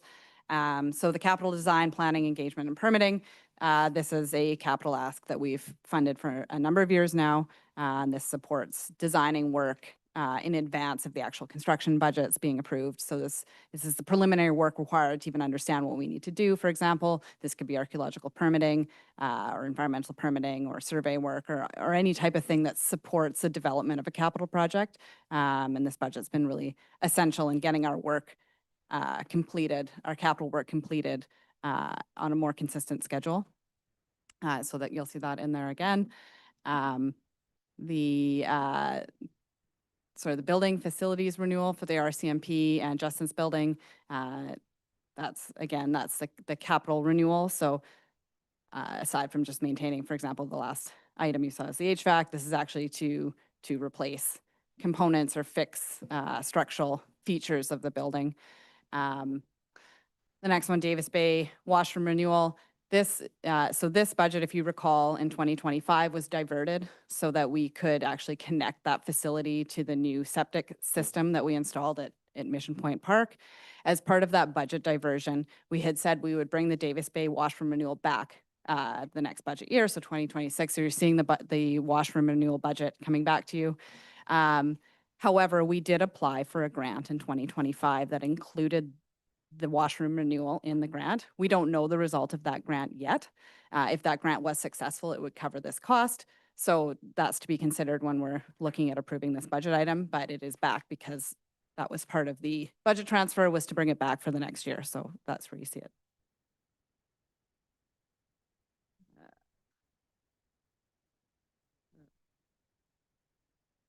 That's it for the highlighted items. Oh, sorry, I don't have that slide. District Hall and library remediation. So this is the third phase of the exterior of the buildings renewal. So that's the face behind council chambers, for example, the rot repair, the building envelope. So it's to move to the third stage of restoration of this facility. The Seaside roof replacement. So the Seaside building, the roof is end of life. And this one I wanted to speak about because we recently, since this budget was assembled, just in the last couple of days, received the engineer's report on our options to replace this roof. So we looked at a number of different options, but based on its current structure and some of the potential for rot in the structural panels, we actually need to add a contingency value to this of $40,000. So it'd be $340,000, depending on the amount of rot that's found once we take the roof off. So in the next cycle of the budget, you'll see that extra $40,000 contingency added to this this item. And let's see. So one more. Next one I want to talk about is the paving budget. Is that in the next slide? Okay, sorry, this is the next one. So the Trail Bay waterfront pathway. So there's a number of pedestrian pathway and active transportation improvements you'll see here. So the first one, the Trail Bay waterfront pathway, this goes from Friendship Park to Inlet Avenue, and this is widening that pathway. So right now it is a narrow part of the pathway. It's that kind of meandering concrete path, but it's quite narrow relative to the rest of the system. So we're looking at widening that to be the same size as the rest of that network. So that's what that ask is. Then the Wharf Avenue cul-de-sac and sidewalk improvements, so that abuts to it. So that's where that pathway comes out. There's a cul-de-sac there. That's where we have some of the vendor pads and there's parking and turnarounds there. So we'd like to make that actually safer for pedestrians and complete some improvements to that cul-de-sac itself for vehicle movements and protecting pedestrians from those vehicle movements. So that's a separate ask, but it abuts that same project. And then you'll see the building facilities renewal. So that's for all of the district facilities. That's all the projects we have, from structural repairs to rot repairs across all of our building facilities outside of the RCMP and the Justice Building. So that's why those are separated out. Annual sidewalk maintenance, that's an annually funded program to fix our sidewalks. So that's where there's crack replacements or replacing particular panels or sinking sidewalks or that type of thing. And part of that is to satisfy our insurance. So we've typically funded that every year. Cook Creek head wall and culvert replacement. So we have some funding for that project. We're asking for another $660,000 to complete the construction. So we have a design RFP going out shortly for that work. And then we need the remaining budget for the construction. And so that's on Reef Road. If you recall, there was some work done there a number of years ago. So we're looking to put a permanent concrete culvert there. The transportation safety improvements, again, this budget has been typically funded. This completes all kinds of safety improvements to our existing transportation network. So this could be pedestrian and crosswalk improvements. It could be traffic calming. It could be safety improvements to pavement or letdowns. Or those are the types of things we've typically used this budget for, is to invest in our existing transportation network where we identify safety issues. And then the last is the paving program. And so this budget is split between capital and the, Dave will remind me. I want to say the gas tax, but I know there's another name for it. Canada Community Building Fund, that's right. So this one's split between the two. So when you read the bubble chart, you'll actually see two separate bubbles for this one. And if you add them together, there's $700,000. This is a bigger ask than we've typically had. And this is to try to keep up with our asset management. So in reality, and after our assessment of our pavement in 2025, in 2025 dollars, we need about $1.5 million per year to maintain our asphalt assets if we're going to maintain them in perpetuity.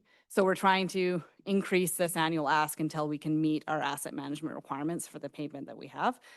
So we've upped it this year to $700,000. Thank you.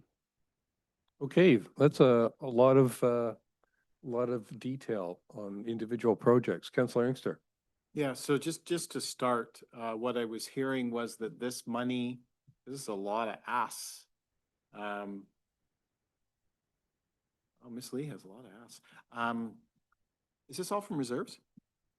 Is that what I heard? So this is the funding slide. Yeah. So, so we're putting $3 million into the capital reserve in 2026, and this is what we're going to utilize out of the reserve in the top line item, 3.2 million, for the capital of 4.3 million. Growing Communities Fund, we're recommending 512,000. The Canada Building Fund or gas tax, 350,000. Public Safety Reserve, 135,000, and the Community Amenity Reserve, 125,000. These are all from those reserves. That's clear. Correct. From pieces coming out. So hopefully those reserves, when these larger amounts are taken out, are still substantive. I'm hoping. There's a sheet. There's a That's fine. Yep, there's a sheet in the package, and Yeah, I'll and highlight it later. That shows before reserves out before Yeah. we ask, and then the reserves after these fundings. Okay, great. Just Chair, there's just a few questions on, if I may, on the items. Please. Do you want to? Okay, great, thanks. Just a couple of things. The piece first highlighted one was planning, et cetera. Do you know what percentage of that is ARC when you say ARC? Because that seems to be a substantive cost now. Thank you for the question through the chair. So specifically, I don't have a number for the amount that we draw out of that for archaeology. Typically, if it's coming out of this budget, it would be the initial permit application, which is relatively minor.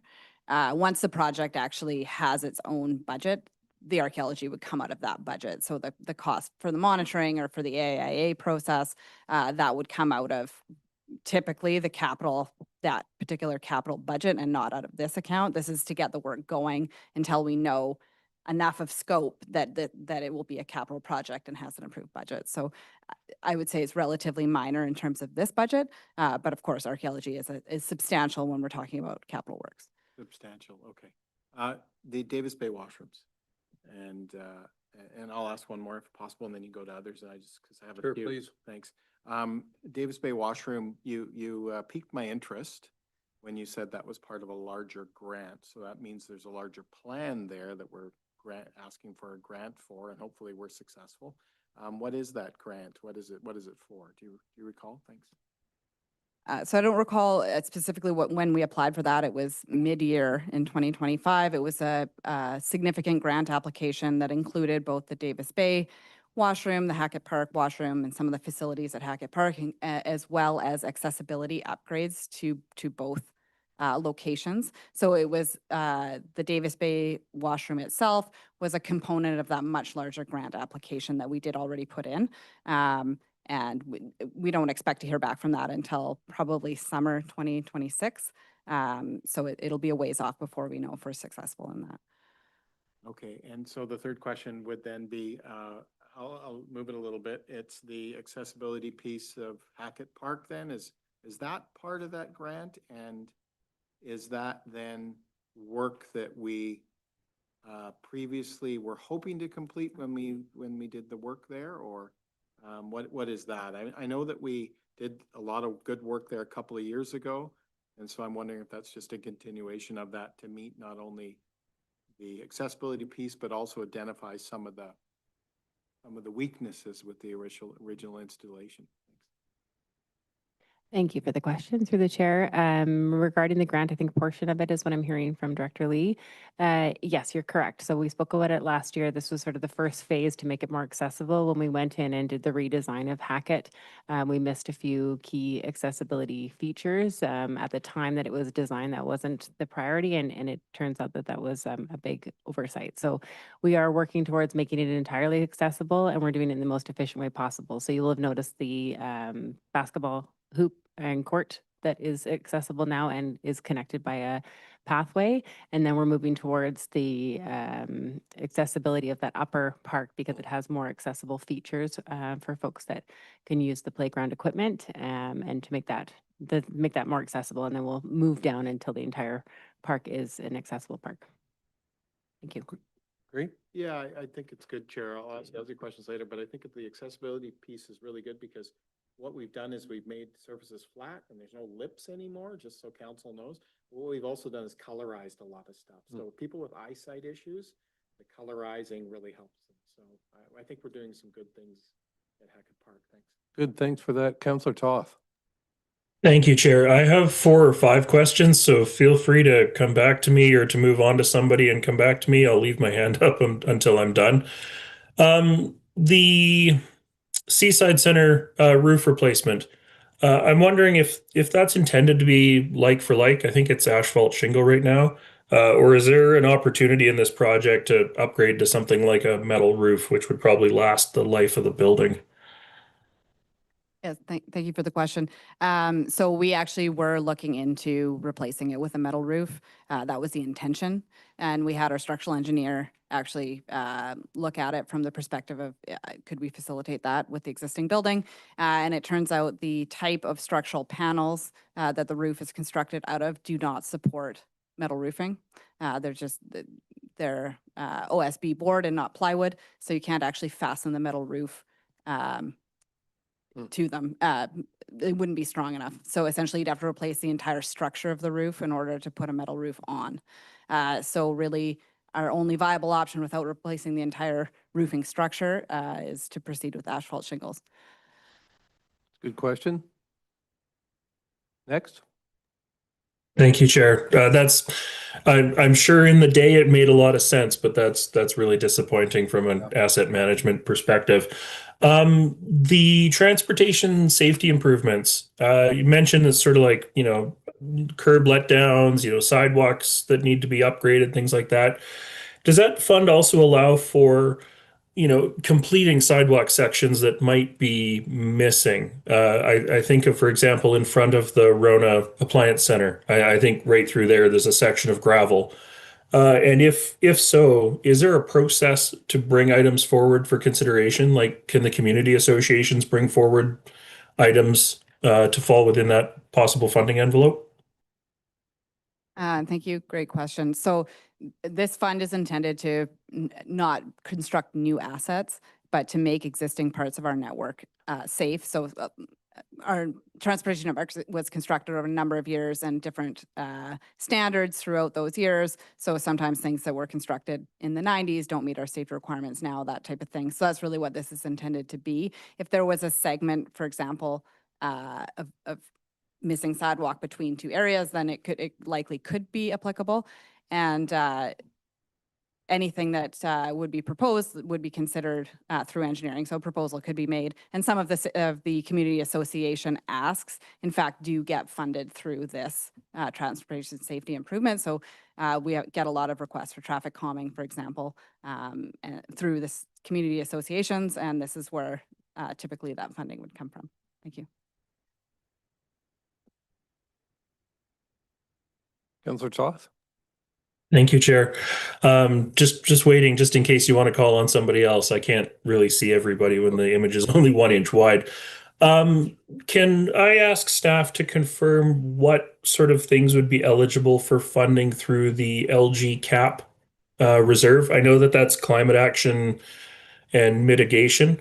But specifically, I look at, something like the Kinnickinnic well, which one has the benefit of getting us off of potable water for irrigation, but two allows us to maintain a playing surface through climate change, drought, things of that nature. So I'm wondering if something like the Kinnickinnic well would be applicable for LG CAP funding. And also when we replace gasoline vehicles with electric vehicles, is that eligible, or is the LG CAP meant for more long-term projects? Thank you. Director Douglas? Can we get back to you on that one? Yep, staff will get back to you on that. Do you have a final question, or? I guess it's more just a comment. When we look at the Wharf Avenue cul-de-sac, I agree that, as a pedestrian, it's kind of taking your life into your hands when you walk through there. I would strongly encourage that when if this project is approved and when it goes to design, that staff look really hard at how to maintain as much of the parking in there as possible. For a lot of mobility challenged people, it's one of only a couple places where you can really get close to the waterfront if you're mobility challenged. And so I would hope that we would be able to maintain as much parking there as we absolutely can. Thank you. Thanks for that comment, Mayor Henderson. Thank you, Chair. First, I guess, is there significance some of these slides have bolding and not bolding? Is there a hint behind the choice of font? Yeah. So thank you. So the bolded projects are just ones that we wanted to speak about, either because they have more complexity or they're more expensive or they had more information to understand them, but happy to speak about any of the projects, of course. Okay, thank you. I thought maybe you were sending us a subtle hint on which ones you really wanted and which ones we. No, the priorities are kind of indicated in the bubble chart. So you'll see the higher priorities at the higher level. So you can read that as the intended priority of each capital project. So thank you for that, because that leads in. Could we when we bring this back in January, could we have this in that priority list? Bubble charts are great, but kind of fitting them together, I'd like to see what staff thinks is, absolutely the biggest top priority. And perhaps slightly less important. If I might, Chair, then the other thing is we've seen with Reef Road and the culvert, and then more recently the drainage issue. I'm wondering if do we have enough funding to really be doing our asset assessment? The assessment of, like, we're obviously having problems with um, aging infrastructure failing. And I guess to talk on the side of spending more money, do we need to do something extraordinary to get out and test all the culverts, all the drainage? Yeah, good question. Yeah, thank you. Great question. So we actually did start through our Public Works a culvert inspection program last year. And so we have been systemically moving through our culvert inventory and inspecting them for structural integrity. So that's part of what we are doing now. And so we've got somewhat of a list of priority culverts for replacement or drainage pipes. And then as we move through our drainage master plan, we'll get a better sense as well of the any capacity constraints that we have within our existing drainage system, particularly with climate change and future development implications. So between those two, that's the majority of the assessment that is required. If it was, desired, we could hire a consultant to complete all of those condition assessments in a shorter period of time. But that is work that we've started to undertake internally. Thanks. And just to follow up on that, there is an asset page, is there not, on where you're grading the culverts, each of the culverts? Yes, correct. So in our asset management piece at the end, we do have our drainage infrastructure as one of our asset categories. Right, and so the last part of that, when do you think we'll be finished with this round of assessments? I would think a good amount of it could be completed through 2026. We got through quite a bit of our culverts last year, and the majority could probably be looked at this year, and then it would be something that would continue to do annually. So every year there'd be a segment of inspections done, and then culverts that were in poor condition, for example, would be inspected more frequently until they could be replaced. Yeah, good. I appreciate that because I think maybe we've fallen a bit behind and it's a lot easier to stay ahead of it than to react, in the middle of a rainy night when somebody phones and says, I've got a big problem. So to do some preventative stuff proactively. Thank you, Chair. Okay, Councillor Rowe. Thanks. A couple questions. Happy to see the Connect well on there. Have we already applied for a license for that well?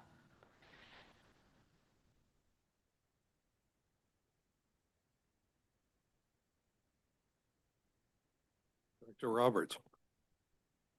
Thank you for the question. We'll have to get back to you with an answer. I don't believe so at this time. Thank you.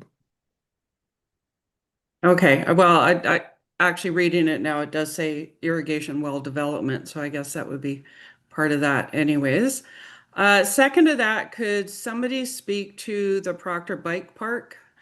I'm curious, do we know what we're going to redevelop? Do we have an idea of what that's going to be redeveloped into, or is just an update, please? Thank you for the question.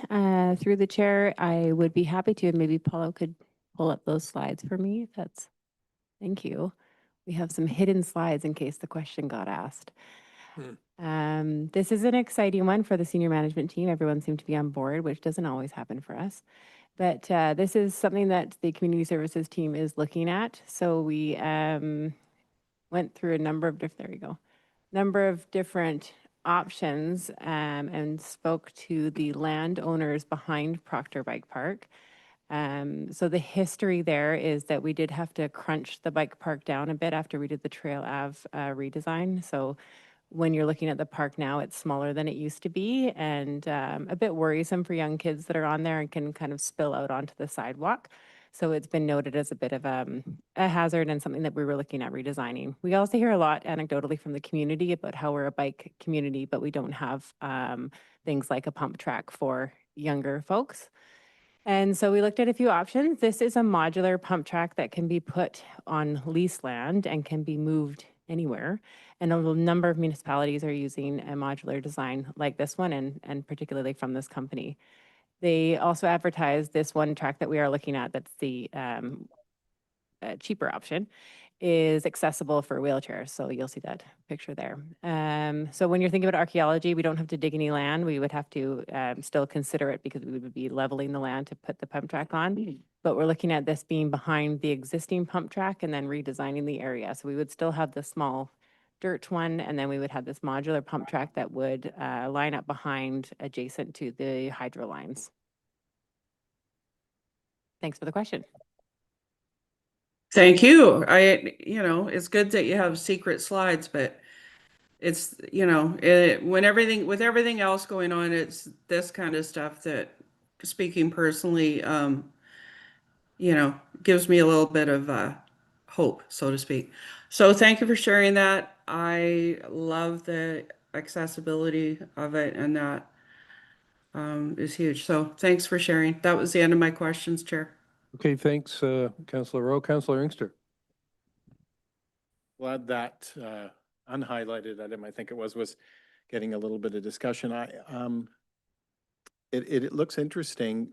When it was originally built, it had a number of community partners that were involved. There was a sign and everything that indicated that. So I'm wondering if people can be used again. The fact that the Proctors aren't around anymore probably doesn't help if we go that route again, but there's others. I guess when we've moved towards doing something with it, it probably will clear some Scotch broom to do the work, which is great, considering how flammable it's been lately. So that's a good idea. Community partners, what I was mentioned. What about user groups? When my kids were of that age and they wanted to go there, I would bring them, but there was lots of people there. I don't know whether it's an indication of the non-use of the track now or whatever, that it leads to further non-use. But if we built something that makes sense like that, is there part of our community that will go back to using it? Because my kids used to use it, and then them and their friends didn't, and then there didn't seem to be an additional group that would use it. So I always, if we build it, they will come. Is that the truth in this case? Because it's a Sorry, decent idea. what's the question? Yeah, If we build it, will they use it? Well, exactly. And partners, things like that. Thanks, Chair. That's one of While I can't guarantee that, I would be happy to answer the question. Again, we have received a lot of anecdotal sort of, are you going to redesign the pump track? They talk about the skateboard park. The youth are thirsty for more. With the redesign of Trail Ave, what I like about this project is that it does connect to this new sidewalk network that takes you right down to downtown in the village. So I believe that it will. We still have the Coast Gravity Park. We have CMBTA who's showed interest in a pump track. They were looking at something in Gibson's that didn't get off the ground. So I think it would be a really neat community ad, and certainly fits with the interest of our community. So while I can't be certain, I believe that if we build it, they will come. Any other follow-up? Yeah, thanks, Chair. The Trail Bay waterfront issue,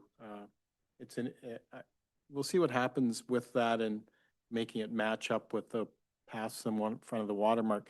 My ask to staff, if we do that work, because it's good for tourism, it's good for our community to utilize, because it's flat surface and it's safe. We don't have any lips bouncing up there like we do in other parts of our community for people no tripping hazards. My question is lighting. If we do that, the beach house and the watermark, I really don't think we asked for enough fixtures from the watermark, to be honest. So it's not always dark. It's not always light there at night. And we're always concerned about safety. So we need to do more downward lighting in our community. But beach house, I don't know if staff has noticed. We can probably look at this time of year and notice the beach house has a lot. It's very dark in there. It's actually, I'm glad we're widening it, because that's my safety hazard in terms of falling and stuff like that in that area if we do the walk. So for you, just in terms of the safety part of that piece, thanks. Great, thanks for that. Councillor Bell. Yes, through the chair. I think this is great because it's both the accessibility piece and the fact that it's free. And it's wonderful to be able to have places to bring your kids to these days where there isn't a cost to everything. The other thing I mentioned, I wanted to ask about was the skateboard park. I know that we talked about that some time ago. Is that still in here somewhere? I guess I'm just looking for any opportunity again to be able to have accessible, but also low cost or no cost for our community, both our youth and kids. I'd love to see more of that. So skateboard. Thank you for the question. Yes, I believe my last update, so we weren't eligible for the grant that was proposed last budget round. So it would be, it would be very similar to what I'm proposing for the pump track. We see, and I was thinking about that after, there has been more children since we've redesigned the pump track. So we have noticed an uptick, and it seems to be a higher priority than the skateboard park at this time. But if there's any community members watching that would like to tell me otherwise, I'd be happy to hear that. Again, we're just trying to stay in line with the interests of the community, and it feels like the pump track would be a priority over the skateboard park. But we do lease that land, and that lease is coming up. So if it's something that we're looking to renew, that would be something to consider adding to, taking from the reserves. Okay, thanks for that. Any other questions? Councillor McLaughlin. Thanks through the chair. I'm just thinking about when we talk about providing shade throughout the downtown. You know, in the winter, we're a rainforest, and in the summer, we're really hot, desert almost. So these shade treats are really important. So if they do some landscaping there, like you say, it's part of a walking, riding network. It'd be really nice to make sure we try and build these little nodes in with trees. We're going to have 100 more people at Green Court that want somewhere to go, to walk, to sit, to watch kids, whatever, have some fun. So having picnic tables and trees and lots of garbage containers, I think is really helpful. So just if we could, I know it says generally landscaping in that, but I think it's important to do a quality job with that. And I know with our staff here, we can do that. Thanks. Okay, thanks for that. I'm wondering here, timing wise, are we pushing on? Are we taking a break? Yeah, lunch has arrived, so we can do that. I think Megan just wanted to talk about one more item, and Please. then we can go and. Yes, thank you. So one project that you don't see in this list, but it's included in the bubble list, is the project we spoke about earlier, which is a paving project at the waterfront. And that's the segment where there's no pathway. So that's between, sorry, now I forgot the roads. Trail and Ocean, thank you. So this is a segment, there's been a number of projects proposed over the years. Community associations have asked for something done here. What we're proposing to do is just do a paving restoration at this location.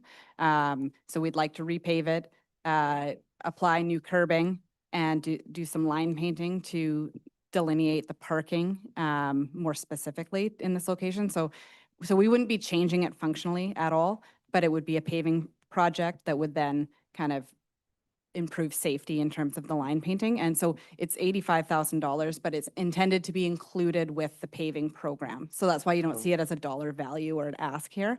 But given the variety of interests in this area, we felt that we'd bring it forward as a project, but in that the budget would fit within the paving program. Okay, all right, thanks. Mayor Henderson first. Thank you, Chair. That triggers for me, where does I guess you'd call it the completion of the Trail Avenue improvement? We had to stop, as I understand it, just north of Surf Circle and the segment up to Anchor. Is that in our plans at all? I mean, it's on our long term, I'm sure, but are there any plans to complete that in the next 2 or 3 years? And part of that, I suppose, is will we be seeing that longer term?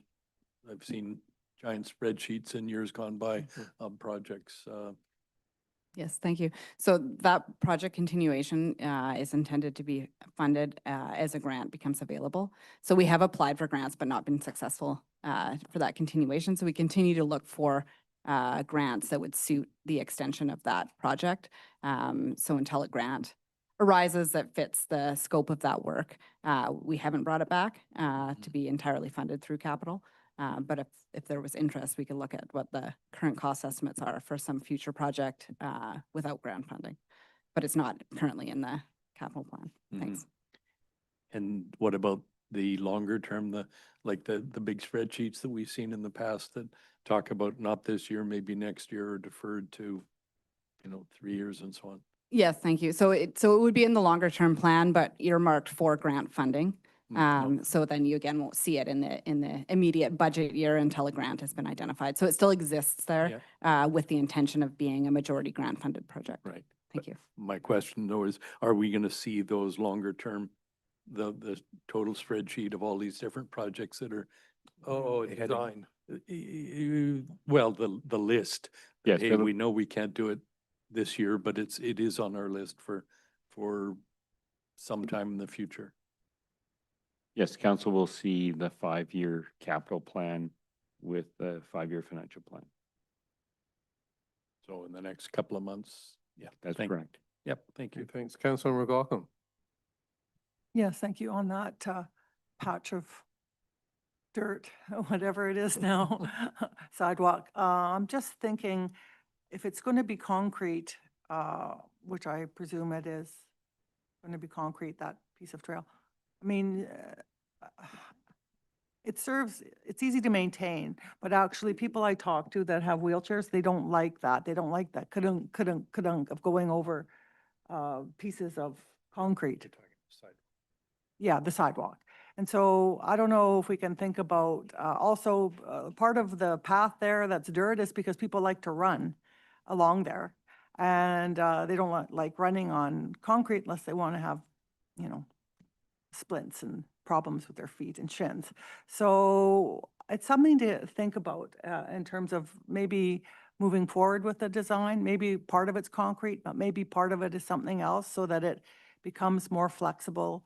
I know we have trees there, which are precious, so it's hard to work around those trees in other parts of the trail system. But I think we just want to look at how we can diversify the use of those paths. Even concrete, when we have little kids coming on their bikes, at us, it's like, oh, quick dodge to get your dog out of the way because those little kids are learning to ride their bikes. So there are conflicts that happen with trails, but so I know we need something there. I'm just hoping we can take a more holistic view for the longer term. Thank you. I can provide a little bit of clarity there. So the project that I'm speaking about in that pavement restoration, it wouldn't be constructing any additional pathway. That would be a separate project. So we're looking at just doing a restoration there that the asphalt is essentially failed, and there are safety and parking conflicts and all kinds of things. So we're looking to restore that area without functionally changing it. If there is a bigger project in the future to add a path or any other changes to traffic patterns or parking or things like that, that could be a separate project, but we're looking just to restore that area and improve the safety in that particular zone. The other project that is further down towards Friendship Park, that would be an extension of the existing concrete pathway. Because because it's already concrete, it would need to be in a concrete extension, and some of that is to do with the asset maintenance as well. But I hear your comment about different service needs. Thank you. Asphalt. Okay, thanks. Final comment, Councillor Inkster. Final questions. Oh, okay. Well, you meant for the whole budget process, Chair. So we used to actually have a chart of, I think, 15 years or 20 years of roads, what we were going to do in 15, 20 years. We don't do that anymore, but it just gives an idea to council as to what we're doing. The pathway that they're referencing between trail and ocean, I'm assuming is the waterfront road there. That's what I'm assuming we're talking about. Chair, I hope because we're doing that, I hope we do it. I think we need to think, when we do it, I think we need to think about how we do it because of it reminds me of the road next to the Arts Center. It's always they're both always full of water. So hopefully we think about a way to do it. And I'm hoping that it's sort of a redesign that we have parking and along there, but one lane for driving to the parking. We do a little bit better job. That was originally a residential road, as we all know, and now it's become so much more for our community. So I hope we think about including, maybe considering some pervious systems in there to take the water away from there if we do it like we've done in other areas for parking, so that we get the water off the road right away. I mean, we'll flatten it so it won't pool, it will move, but it would just be a good way to really give that some thought, because it's in a sense a stopgap and or a delay to what's considered and what we talked about as the redevelopment of that area for tourism. Thanks. Okay, thanks for that. Shall we consider a recess? All right, I assume we don't have to vote on that. I'll call a recess. Thank you. Chair, to what time? What time would finance like to? Half an hour? So 10:50 or 12:50? 12:45. Okay, thank you.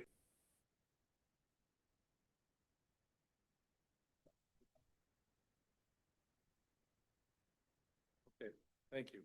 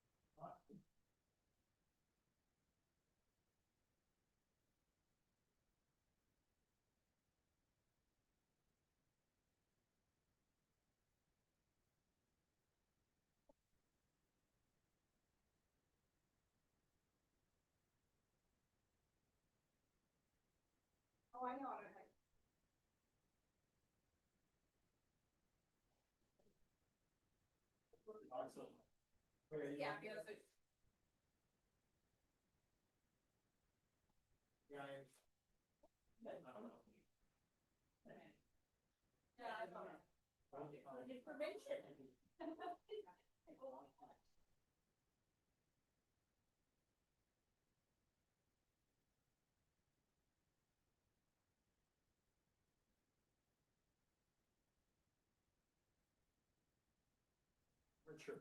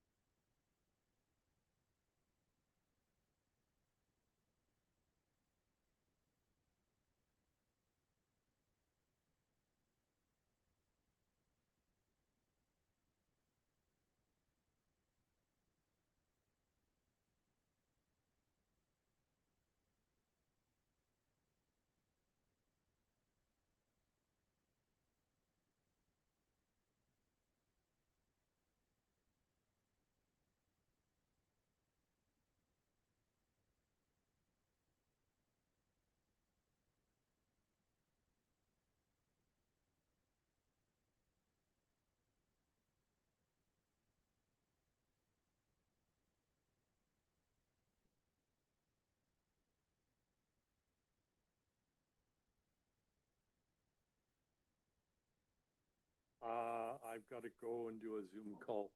So, but I was going to answer that. Thanks.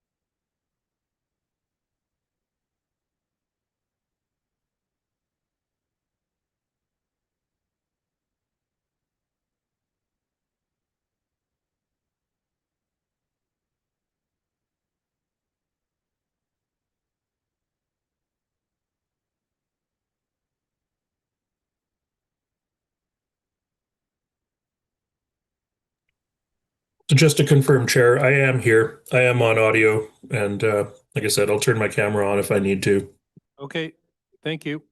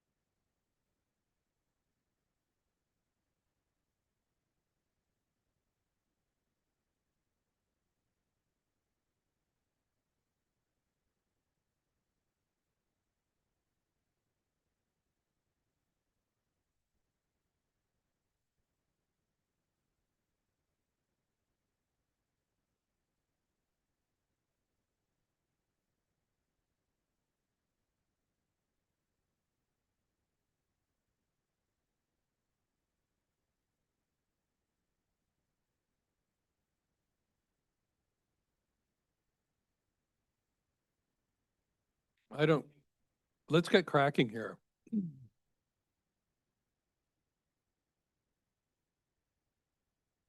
Okay, I'm calling this back to order, so, because it's taking so long. So let's,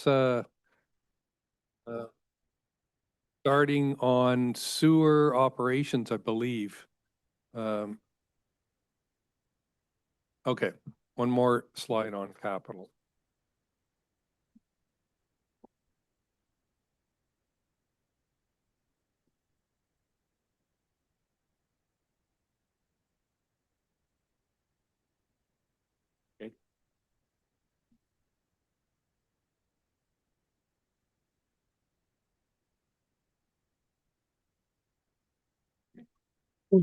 Thank you, just making sure.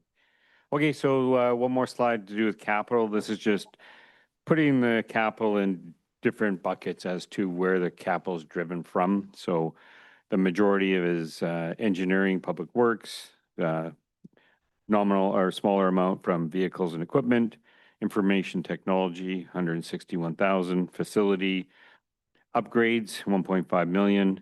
And then the brown one part of the pie is community services at 267,500. So Those are where the capital projects are being driven from, basically.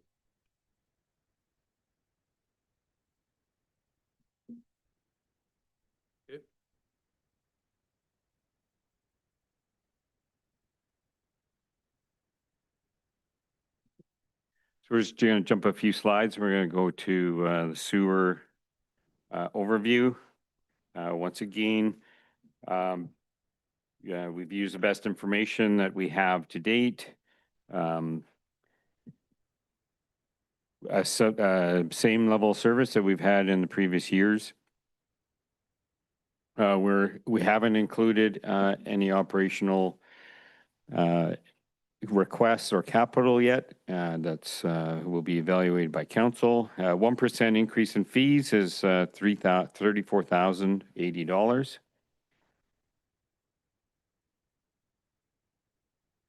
The sewer operations budget just over $4.7 million. The revenue expenses almost $5.1 million. Leaves a little bit of a deficit, $314,000, and that's not a cash deficit. We add back our amortization, and we're sitting at just over $1 million surplus in sewer. Then we have 153,000 of AOR requests, additional operating requests, leaving a surplus of $848,000. And we'll learn in a few minutes, we have 325,000 of capital that we're going to ask for 2026.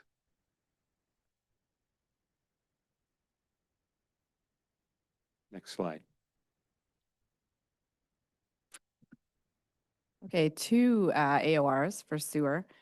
So the first being collection system infrastructure maintenance. So this is representing an increase in the cost for us to hire contractors to assist throughout the year with collection system issues that we need to address. So just adding up what we spend annually on this, we need another 23,000 to keep up with what we're doing in terms of, it could be like small sewer breaks or things like that we need to dig up throughout the year. So this is from a maintenance perspective. And the second is critical spare parts for the centrifuge at the Water Resource Center. So our Water Resource Center has one centrifuge, and it's an absolutely critical component of the treatment. Some facilities will have two, for example. In case one goes down, we only have one. So it's recommended that we have enough critical spare parts because many of them have a long lead time, come from Europe, that type of thing. So we'd like to have those parts in the facility in the event that something breaks in the centrifuge, so it can keep operations moving. So those are the two AORs. Thanks.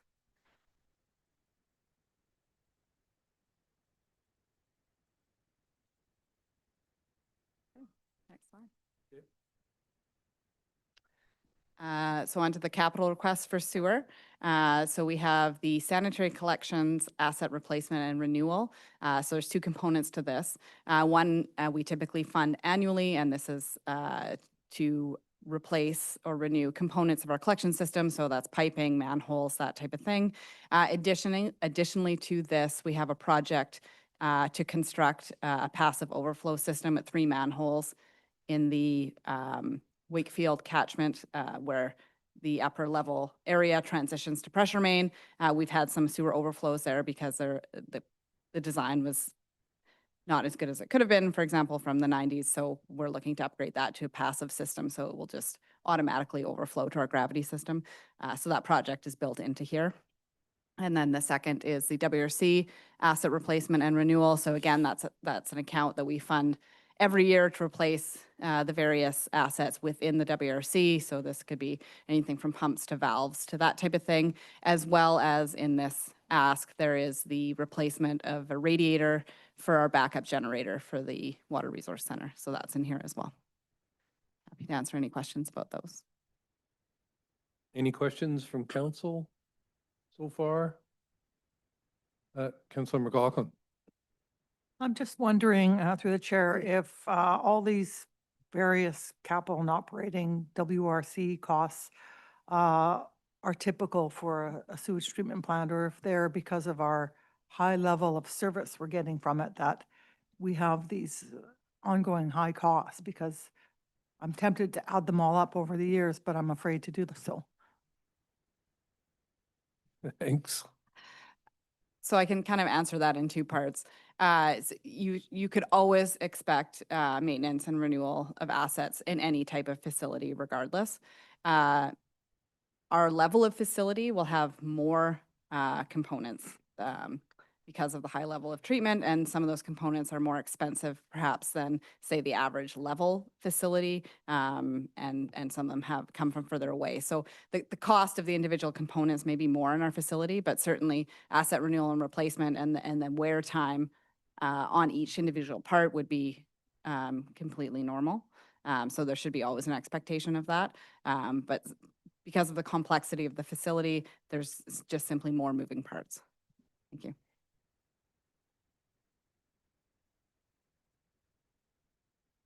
Okay, yeah, I know what you mean. Okay, sure.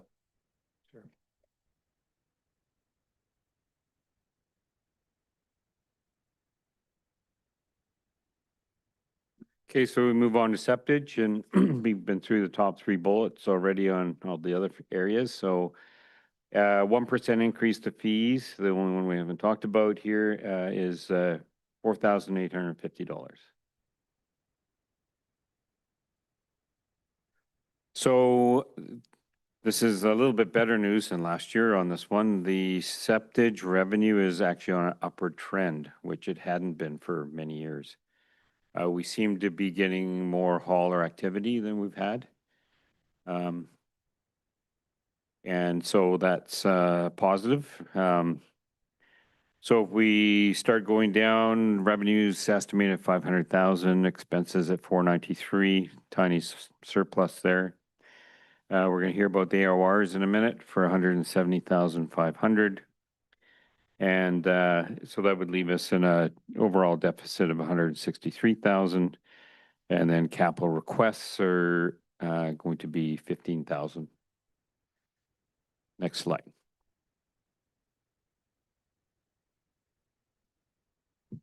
Okay, so this AOR is the septage solids transport as well as the processing. So what this is we're moving to a different type of dewatering for our septage solids. So some of that is that we're running a trial right now to determine the best configuration for this this alternate method. And so this would be getting away from the geotubes where historically we have excavated the lagoons, filled the geotubes, and over a number of years they would dewater passively onto the pad. We're looking at the option now of directly depositing them into bins, and they'll dewater in the bin for a short period of time and then be hauled away for composting. So this is the transition of that. So this is for hauling them and for the cost of composting these solids. And this will, in future years, replace the geotube dewatering and the lagoon cleanout that we have been paying for in the past. So that's where this isn't an entirely new AOR, but it's a different service. Thanks. I wonder if I could jump in with a question on this. So it's an entirely new system of getting rid of the waste, but what's the financial impact? Because if it was a passive system before, sort of strikes me that there wasn't a cost to letting it sit, whereas now like, is this going to be a contract that runs every year? Thanks. Yeah, thank you. That's a great question. So what we're looking at doing is filling bins and hauling them away as they get filled. So this would be throughout the year. So as we haven't done this yet, we're budgeting kind of a highest volume scenario here. And over the next year or two, we'll have a better sense of the actual volumes. Ideally, it wouldn't cost any more money over the period of time, but it'd be every year instead of every 4 years that we're doing that. And one of the benefits here is that this material, the shorter period of time it spends dewatering at our facility, the more valuable it is for composting. So it can be actually used better by the receiver at this time as Salish Soils, and they can make a better product out of it, as well as it's not taking up a tremendous amount of space at our facility. So it's a better process in the long term, but there's a transitionary period right now where we're changing from one to the other. Sorry, just to finish on that. So there's a cost, but it's not one time every 4 years. You're spreading that cost out over 4 years. That's correct. Okay. All right, thanks. I'll turn to council. Oh, sorry, So Director. the current cost over every 4 years is about $500,000. So it costs us about $250,000 to go in and dig out the sludge. And then we let it de-water for a year, and then we get rid of it at a cost of another $250,000.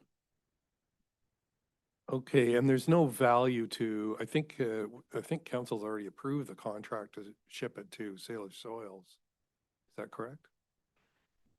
So for clarity, the recent contract with Salish Soils was for the dewatered sludge from the wastewater treatment plant, so from the WRC. So this is a different type of Okay. solid. So Salish takes both, but they're different in terms of their material quality, so they're composted differently, so they're separate contracts. And there's no value to them. They're not going to say, hey, we'll buy it for $100,000. No. Okay, asking. Anyone else? No? Okay, thanks. So this final capital for septage, this is something, again, we have funded annually. And this is to replace things as they break at this facility. So it's a relatively small amount, but it's to replace things as they need at our septage receiving facility. Sorry, I'll jump in with another question. I thought there was a septage, because we're sort of at a junction, the facility is at the end of life. I thought there was a sort of master plan coming forward. Going forward, thanks. Yes, thank you. You're correct. So it's in the final stages of being of the final plan being put together. So that will come to council, demonstrating what our future plan is for this facility. So that is coming. But in the interim, of course, there'll be still several years even of operating this facility where the lease expires in 2031. So the expectation is we'll certainly operate this for the next coming years. Okay, thank you.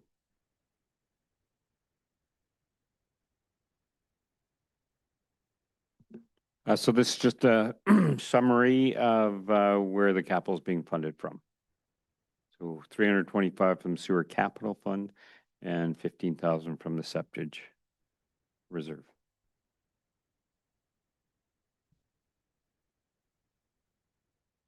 Okay, next slide. So this is just a summary of statutory and non-statutory reserves. There is, the detail is on page 123 and 124 of the agenda package. So just, this is prior to funding any capital or anything. So you have $6 million in statutory reserves, just over 2.4 million in sewer and septage reserves.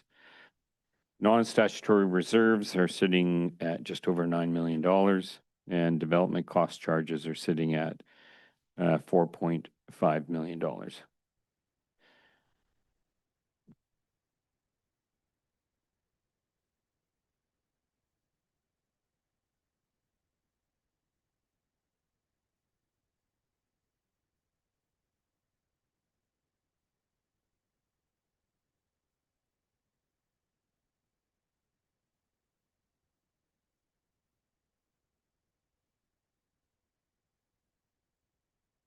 So the next item up is ASSA report cards, and one of our staff is on their way here to talk about this. So we can talk about other stuff, or we can, Well, let's talk about other stuff. okay.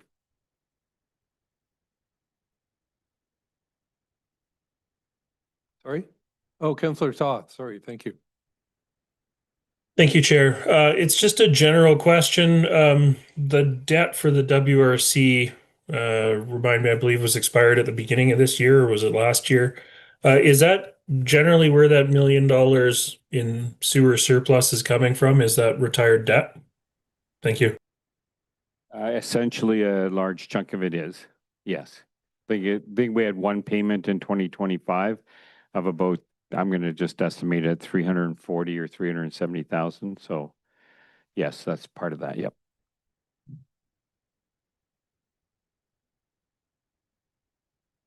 Okay.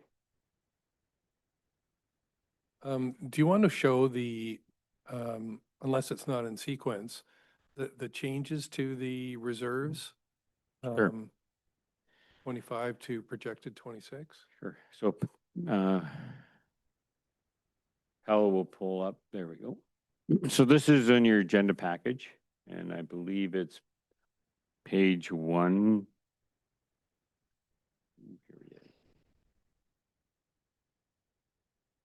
Yeah, page 123 of your agenda package. And it shows the opening balances on the left, of course, and then budgeted transfers in is in the middle. What we're recommending to be pulled out of the reserve, and then the estimated balances at December 31st, 2026. And, you know, you just quickly reviewing it, you can see that there will be balances in all the reserves at the end of the year. One of the questions that kind of came up a little earlier is there's a report on the agenda tonight to utilize some capital reserve. And if you look at the estimated number in 2026, you can see that that report would support the amount of funds that we need to pull out of it tonight.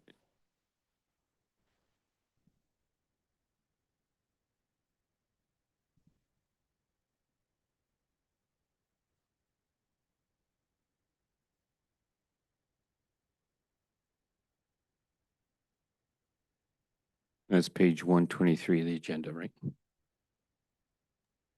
Sorry, Chair, it's page 172. That other page is for the 2025 balances.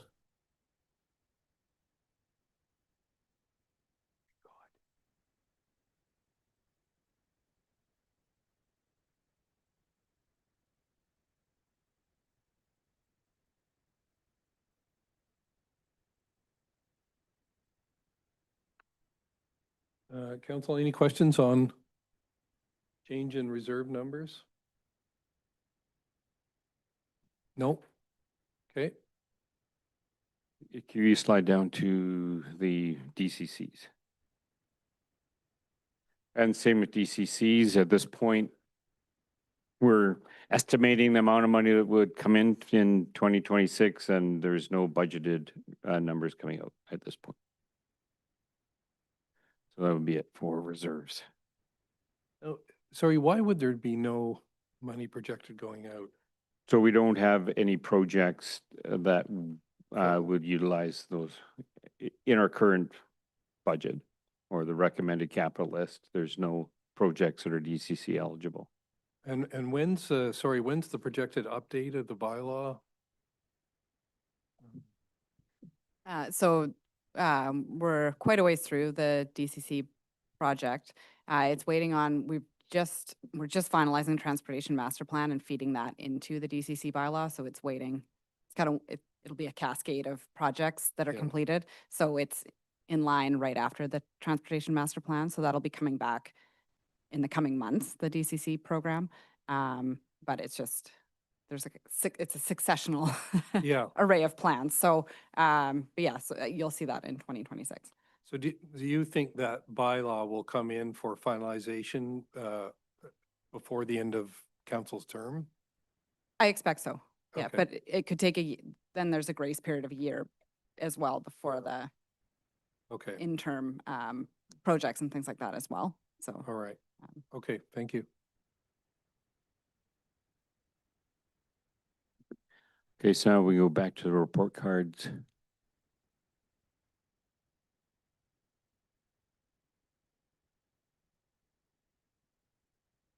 Okay, yeah. Hello. Oh, there we go. Good afternoon. Hi. Hi. Yes, my name is Kevin Durkee. I'm the GIS and asset management technician. And yeah, I'm here to talk with you about our asset report cards.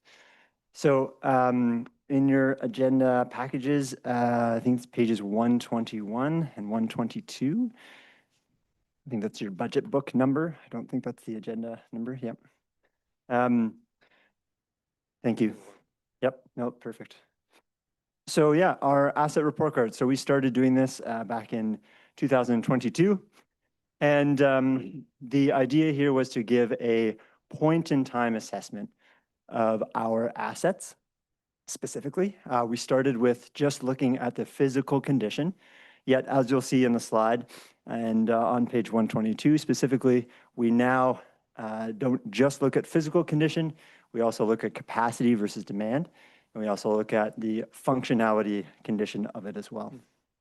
So this is on standard and on par with the Canadian Infrastructure Survey that happens every 4 years. The federal government surveys all of the municipalities asking for condition, unit cost rates, things like of that nature. And so this is in step with that. And that graph that you see, page 122, is actually almost a carbon copy of what their suggested a condition matrix will look like. So we have lots of different types of data that this comes from. So this comes from GIS, Geographic Information Systems. So whether that be points and lines and polygons, or whether that be Excel spreadsheets, or whether that be things off of our desk, we aggregate them all together to give you what you see in across these 13 categories. And so what I've just done is highlighted a few report cards that we'll talk about today, but please, if you have any questions as you're looking forward, please stop me, and happy to answer anything that you have. As I start to jump in as well, probably some questions you'll be thinking is, this is a lot of information, or this is interesting information. How should I use it, or what is this useful for? Our hope is that you're able to get a better understanding of our assets themselves. And so as we're talking about budget requests, you're able to understand, okay, the condition of this might then therefore show why we are asking for this ask or that ask. Okay, so the next slide, this is our marine report card. This is one of our newest report cards. The 2022 and 2023 versions did not have this. Last year we had a very little bit. This year we had a little bit more. And this is a report card that is in great need of more information. So as you see here, we do have general condition scores of those peers, but that is very general. And as was noted earlier in our conversation around needing assessments, that is based off of old assessments. So we definitely would need some more in-depth assessments to be able to know what state things are in. You'll see that estimated replacement cost in the top left-hand corner. Again, that is very much an estimate, and we actually think that that estimate is probably on the low end. So, but again, we don't have a lot to base that off of, hence we would like a more in-depth assessment. Okay, and our next one here is our pavement report card. You'll notice, if you've got a keen eye, I know you all do very much, that last year this was actually called the Transportation Network report card. We have changed it this year to Pavement report card because that more aptly shows what we're talking about. So we're not talking about road base replacement cost. We're not talking about trails. We are talking about paved surfaces. So when we have more information, we will include those. But for now, this is what we have. This was also, you'll again notice the replacement cost in the upper left-hand corner has risen dramatically. And that is because we got this new condition assessment for our roads done this past year. And so that has given us a much firmer understanding of where we are in terms of replacement cost and also just condition. One other thing to note is the the organization of those roads specifically. So that is in step with our transportation master plan. So if you're wondering, for example, I'm just going to zoom in here, what are minor collector roads, or what are local roads, or what is the main street that is specifically in step with our transportation master plan. So it's the same type of, yeah. I'll just break in to see if Councillor Toth, you have a question. Thank you, Chair. The condition assessment update that was done this last year for the roads, is that basically an update for what was called the McElhaney report? And if so, is it available on our website somewhere? Sure. Yes, thanks for the question. In short, it is an update for the McElhaney report. And in short, no, it is currently not on the website, but that is something we could very much look into. Yep, absolutely. Thank you. Sorry, could I follow up with one on paving? So we've heard before that that the district has been underfunding paving, and that's the reason for an additional request. I think it's gone up from previous year $500,000 to the current ask 700,000. So when we look at the pavement report card, where would it indicate, there hasn't been enough spending to date? Yep, that's a great question. And to be very frank, it doesn't. That's not what this is designed for. Okay. This is more designed just to give you a snapshot of how our assets are right now. Okay. Yeah. All right. So that's a great question. Something like that might be determined in other ways, but that's not what this is. All right. But very good question. Thanks. One thing I can note when talking with our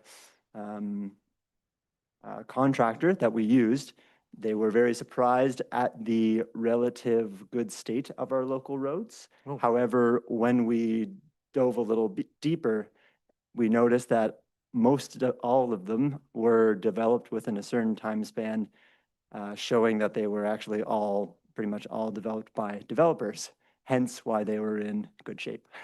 Oh, So, okay. yeah.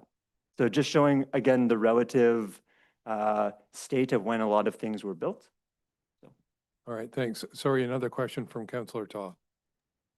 Thank you, Chair. And this might be more a question for council to consider, and as we, talk with our colleagues around the coast and around the region. But my understanding is that the town of Gibsons is actually sort of deprioritizing road replacement, and looking at the $102 million replacement cost in the corner of this report card. I can't say that I don't understand why they might look at deprioritizing asset management of their roads. So I'm just wondering if our staff have, spoken to their staff to get a better grasp of how they are grappling with the future implications of what they're doing right now. I recognize Gibsons is a much smaller, geographical area, but there's got to be some common knowledge that we can share there. Thanks. Thanks for that. Yes, thank you. And through the chair, I'm not familiar with them reducing their paving program, but that's interesting, and I'd be interested to know more about what they're doing there. I think just speaking to ourselves and our own assets, I think it would be risky to push any of those asset liabilities down the line, particularly because, as Mr. Durkee mentioned, a lot of our roads were developed around the same time by developers, and we can expect that they'll all start failing around the same time. So we're kind of sitting on this asset liability. So I think it would be risky to underfund roads. Thanks. Thanks, Councillor Inkster. Yeah, it's interesting to hear what other jurisdictions are doing, because as being someone that's been at the table a number of years and being criticized by some for not being the main decision maker, but by some for looking at what work needs to be done and what work should be done. I hearken back to my earlier comment about a longer road chart that we used to develop. So the reason we did that is that we would do a number of roads that were needing to be done over the next 5 years, and the should be dones were over the next few years after that. And I think that what may go into some of this figuring and the asset figuring is what roads have become historically arterials in Sechelt and what have become feeders and what have become just residential roads that are not necessarily well used other than by the residents. And I think if we look at Sechelt, we see roads that, like Norwest Bay, that's in good shape. And unless they say otherwise through this report, because I can't see it closely here necessarily, I could look at the report otherwise, those are roads in good shape, but I could see roads maybe like Mason and Bay Road in Davis Bay being others, including, and then also we're doing work on Upper Trail. But we know, I think we can predict, and if we have a chart that lengthens out the years, we can probably predict, unless we approve developments, and that's a planning discussion, unless we approve developments at the end of some of our larger roads, we know then with some certainty, although we can use engineering to do it as well, what roads will need work in the next number of years based on the number of developments that we approve at the end or along those roads. So I just those thoughts as to how we used to do roads. Thanks. Okay, thanks. Sorry, please. Yeah, no worries. And so our next slide there, just to finish off our little brief capsule here, is for our sanitary collection system. Just want to do that next slide there. Thank you. Yeah, wastewater collection system. And so again, this is this is the one that we have done the most work on, I would say, and quite happy with how confident we are in it and the improvement that we've had. We've been doing this since 2022. Again, you will note the increased cost in the upper left-hand corner. And again, that is because we now have a better idea of what we are measuring. So that is specifically referenced to our sanitary sewer master plan that gave us specific rates for each of those items that you see below of replacement costs. And that was completed in 2024. So we did a small inflation rate to reflect the 2025 cost. Yeah, so that's all I have just for this little snapshot. But if you have any questions about any other report cards, happy to answer. Thanks. I'm looking around. Any questions on the report cards? Councillor Toth. Thank you, Chair. And actually, it's this last one that it's great news that we have such level of detail on the assets within this category. But, you know, if you look at some of the items that are red, these are going to become big problems for us in the not too distant future. I mean, you look at lift stations and pressurized mains, and it looks like there's some pretty substantial items within those two categories that are going to have to be looked at imminently. I'm wondering if staff know offhand which lift stations are, you know, at end of life or going to need a serious overhaul soon. Thanks. Yes, thank you for the question. So the next lift station that we're working on is Mackenzie, and we're actively working on that now. And that lift station will be a phased approach to how we deal with it. So we've actually done some interim upgrades to it so that we can do a more robust plan about that entire area. So that'll include some of the collection system changes as well as a new lift station. So that's the next one, and that's a substantial lift station. And then beyond that, the Norwest Bay lift station, as well as moving further out than north from Mackenzie. For those other lift stations in the shores are all around similar age. So that's kind of the patterning that will go as Mackenzie, probably Norwest Bay, unless development occurs in that area, and then further up into the shores. Thanks. Thanks for that. My own sort of unwanted advice or request would be, so we look at the asset card and, you know, looking at the one on Piers, we wouldn't know from looking at the card or the report how accurate or how much data you have to support those sort of assessments.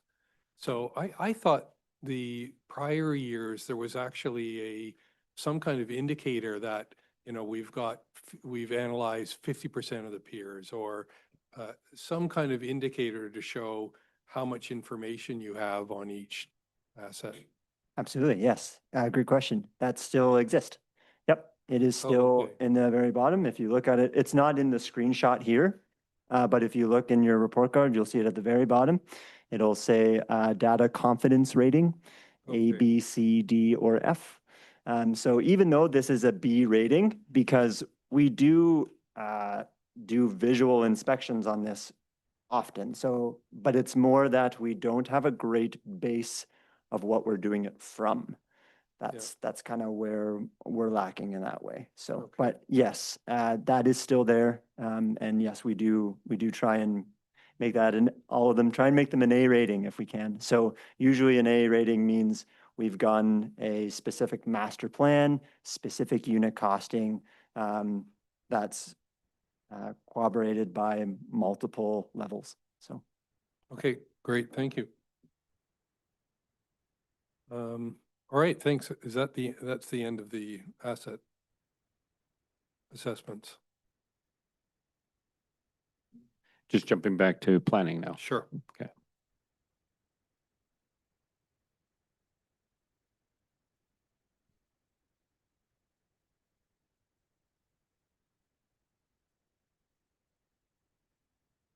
Okay, thank you. Through the chair. So the Planning and Development Division is not seeking additional AORs or capital requests, but it's part of the full picture of the District of Sechelt and our divisions. I thought it was appropriate to present as well. But there are some financial implications that will unfold in 2026 that might have implications for budget next year, which probably deserve to be highlighted. We are working on the tail end of the grant funding or money transfer that the province gave regarding Bill 44 and the housing capacity funding. I think that I would like to continue to apply it to the official community plan, and we'll need to apply for an extension. We could argue that money is committed but not yet spent, and I'm hopeful that that will qualify for an extension. We also do have the grant funding for the Complete Communities program for the community land development analysis, and we're working on the implementation part of that.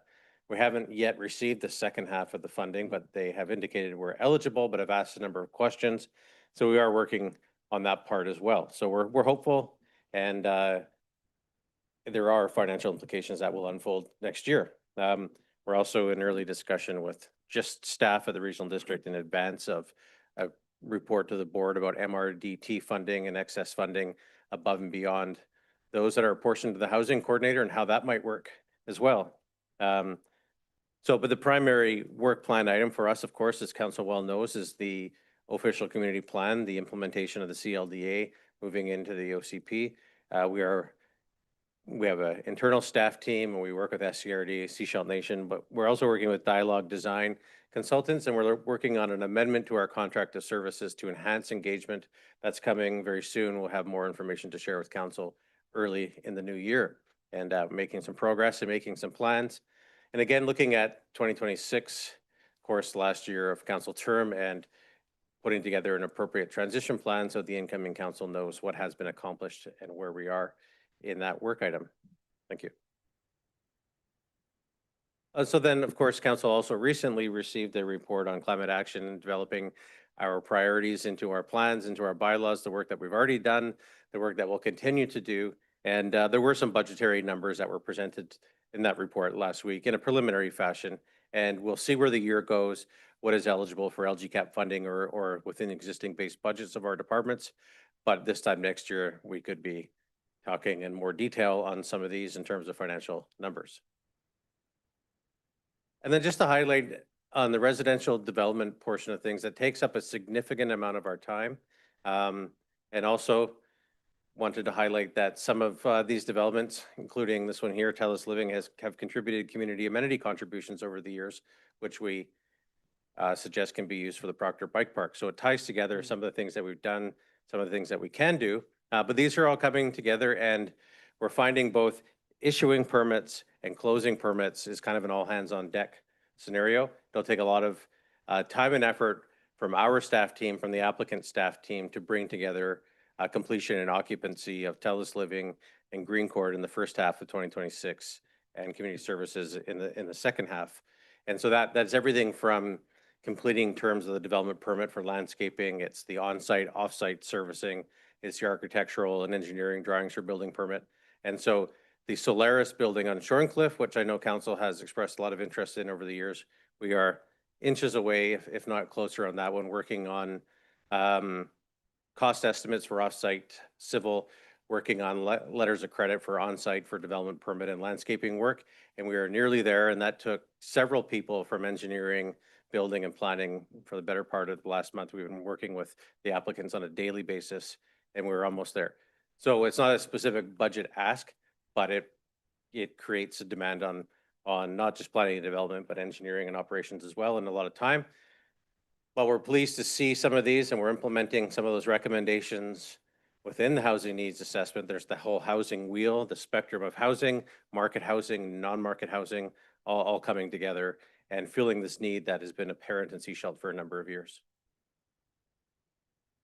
And then commercial development as well. A lot of what we see is residential development, but the TELUS Marina, the Seabreeze restaurant, they're behind the schedule that they would have preferred. And there's a number of factors and I'm not sure how to describe them, but moving along and they're hoping to open in the spring as well. And so again, occupancy isn't just the architectural and engineering integrity of the building, but it's the site planning, the parking, the landscaping, the whole piece. And we'll be spending a fair amount of time on that one right from January through till the spring whenever it does open. And so I know that a number of people in the community have been asking about that. Trail Bay Center, you've seen the development permit and authorized issuance of that. Construction has started and you can see the evidence of that.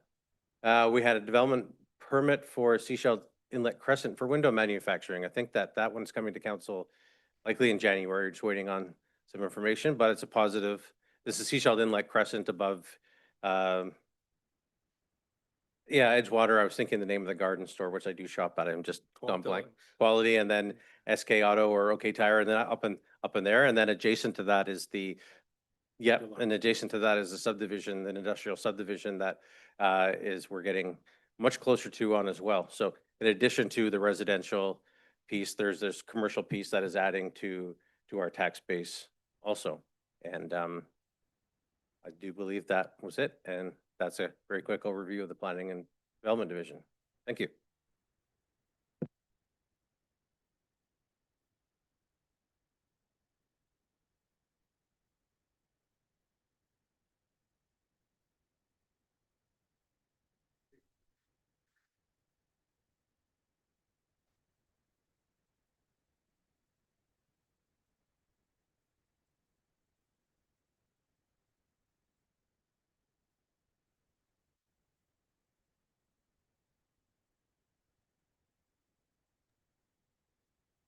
Can't hear anybody. I'm not sure if it's a microphone off or a system problem. My apologies.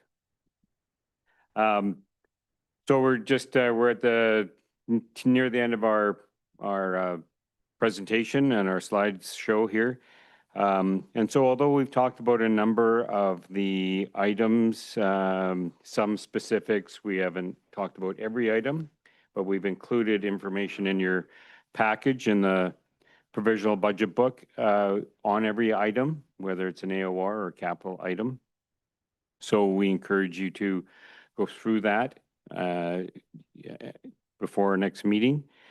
And then by the next meeting, we would like to start getting direction from council on some of the items. We are not recommending an increase in the solid waste fees at this point. We would like to see a 5% increase to sewer fees and the septage fees. And so by the end of January, we hope to be, along the path of putting this year's budget close to the end. Next slide. And so right now we're we're planning for a meeting on January 14th. That's where we can get into the detail and start with some recommendations on council's preferences to AORs and capital. And yeah, so that's kind of what we see as our timeline at this point. Council, do you want to jump in with any commentary? Because it, as opposed to previous years, it seems like you're looking for council direction pretty quickly here, Mhm. sort of finalize things by the end of January. So lots of sort of incumbent upon us to give direction pretty quickly. Councillor Inkster. Yeah.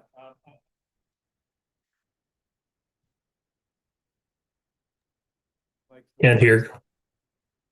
I wonder if these are sticky or something right now.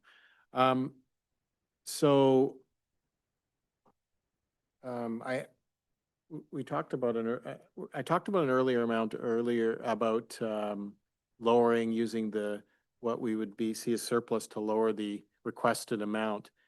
And I know that when the last meeting we had, when the Director of Financial Services asked us all what we would like to see the increase this year, because that's what I'm always looking at.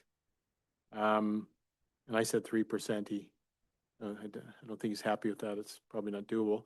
Nevertheless, I wonder how hard it is to would go to around 6% or 5.5% to 6.5%. That's my question. Thanks. Okay, so some of the conversation we need to have is around AORs. If you're happy with AORs, then we're going to move forward with those. Then we would, look at what alternatives we had for getting the taxes down to 6% or whatever, council is looking for. So, we need to, to me, the capital is what we're asking for. I don't think staff sees much of a problem with that overall, because it's captured within the 3% that we're increasing taxes for capital. The capital list isn't high. It's 4.3 million this year. I think that's one of the lowest we've had in a number of years. So it would come down to AORs and then balancing that with a tax rate or tax increase. Okay, so finance is looking for, first of all, a response from council on the AORs. Is that's helpful? Sure. Okay. And capital. And capital. Yep. Yeah, just to reflect that point, I think even last year, which was a significant decrease from the year before, even last year, I think we were at $5.7 million. So again, it's a reduction again. Any other sort of general comments on tax increases or views on it from council? Councilor McLaughlin? Yes, thank you, through the chair. I'm just wondering, in the past, what we've looked at as well is what are the current levels of the amount of capital funding from this year that has not really started. Remember, one year we had about $13 million worth of projects that, weren't really underway, and yet we approved a lot more, hoping we'd get lots of grants and things. Now, I don't see a lot of grants in the future or currently, so I'm just wondering, how much is left that has to be done from the current year, and that gives me some idea about how much I would add going forward. But it sounds like it's not nearly the numbers we used to have a few years ago in terms of amounts. Amounts were a lot higher. So we'll get to know that number through the year-end process, right? So right up until December 31st, they're spending the project coordinators or project managers spending money on projects. There are two, I'm going to say, sizable projects that are on that list that haven't moved much. And so but they haven't moved for external reasons, not internal reasons. Mhm. So no matter what number we come back with, we would kind of just have to remove those two from that number, Mhm. right? So one is it's called, what's the water?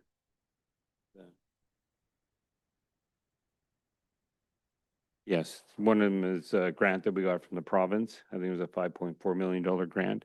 And we haven't, that project is just, it's ongoing and we're having discussion, but it hasn't moved forward much. And the daycare project is moving forward as well, but once again is not moving forward like other projects have moved forward. So that's almost $9 million of the projects that really haven't gained a lot of momentum, but they're on our books. They're, basically grant related, Mhm. we're just waiting to move on. Sorry, what was the first one? I didn't hear that. Drought mitigation. Yeah. And just to chip in, I think there is a listing somewhere in the budget on the status of individual capital projects, whether they've been started or they're halfway through. I believe so. It was in Yeah, the that was report, in yeah. the third quarter report. Okay, thanks. Yes. Well, yeah, it's work. It's going to be quite a bit of work, hopefully, coming up. Okay, thanks. I mean, I think we have to review some of these capital projects as 2-year projects Mhm. because whenever we're doing something in the ground, it takes a lot longer for us to get going because of some of the requirements that we have to do. Mhm. Right. And so although a ground project or a pipe project in past years might be able to get done in a year, it's more like 1.5 to 2 years now. Mhm. So we're planning next year's, but it's really 1.5 years out. Yeah. Does that help?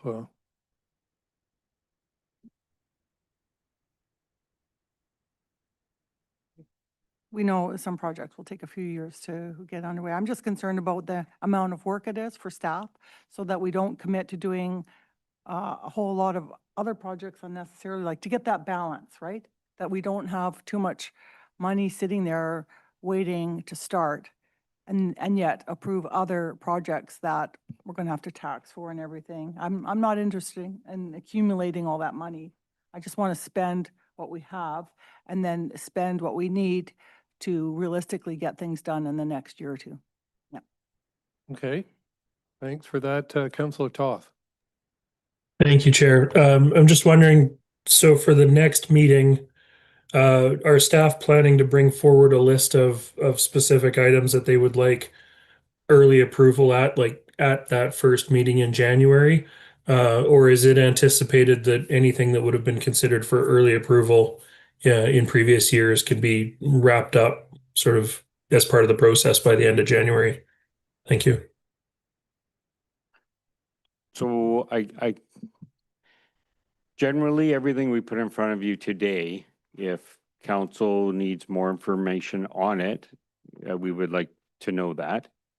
But if council had no problems with the capital listing or a number of the additional operating requests, then we could move those along, working towards a tax rate.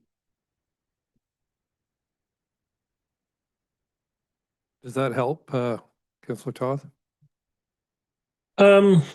Yes and no. I mean, I suppose it is an answer to the question. I guess from my own perspective, like we didn't really pass any motions today to approve anything, to sort of be incorporated and moved on. And so my question really is like, are staff looking for us to make some sort of motion today to approve and incorporate something? Because I didn't see it in the agenda package when I was sort of going through. Or if that's coming at that meeting in January, or if that's just going to be flowing from the process. Thank you. CEO Yates? Thank you. I think this year we're sort of one meeting ahead of where we were last year. As far as we had that meeting with you to get some indication of where you wanted to go. So the second one was to come back to you with a little bit more detail so that you could grapple with where you're sitting at on roughly on a tax increase now. So it really depends on how it goes at the next meeting. If at the next meeting you're really, really struggling with a bunch of projects, well, then they're probably going to be put aside for more information or more discussion. And if that's the case, then yes, it would be nice to get agreement to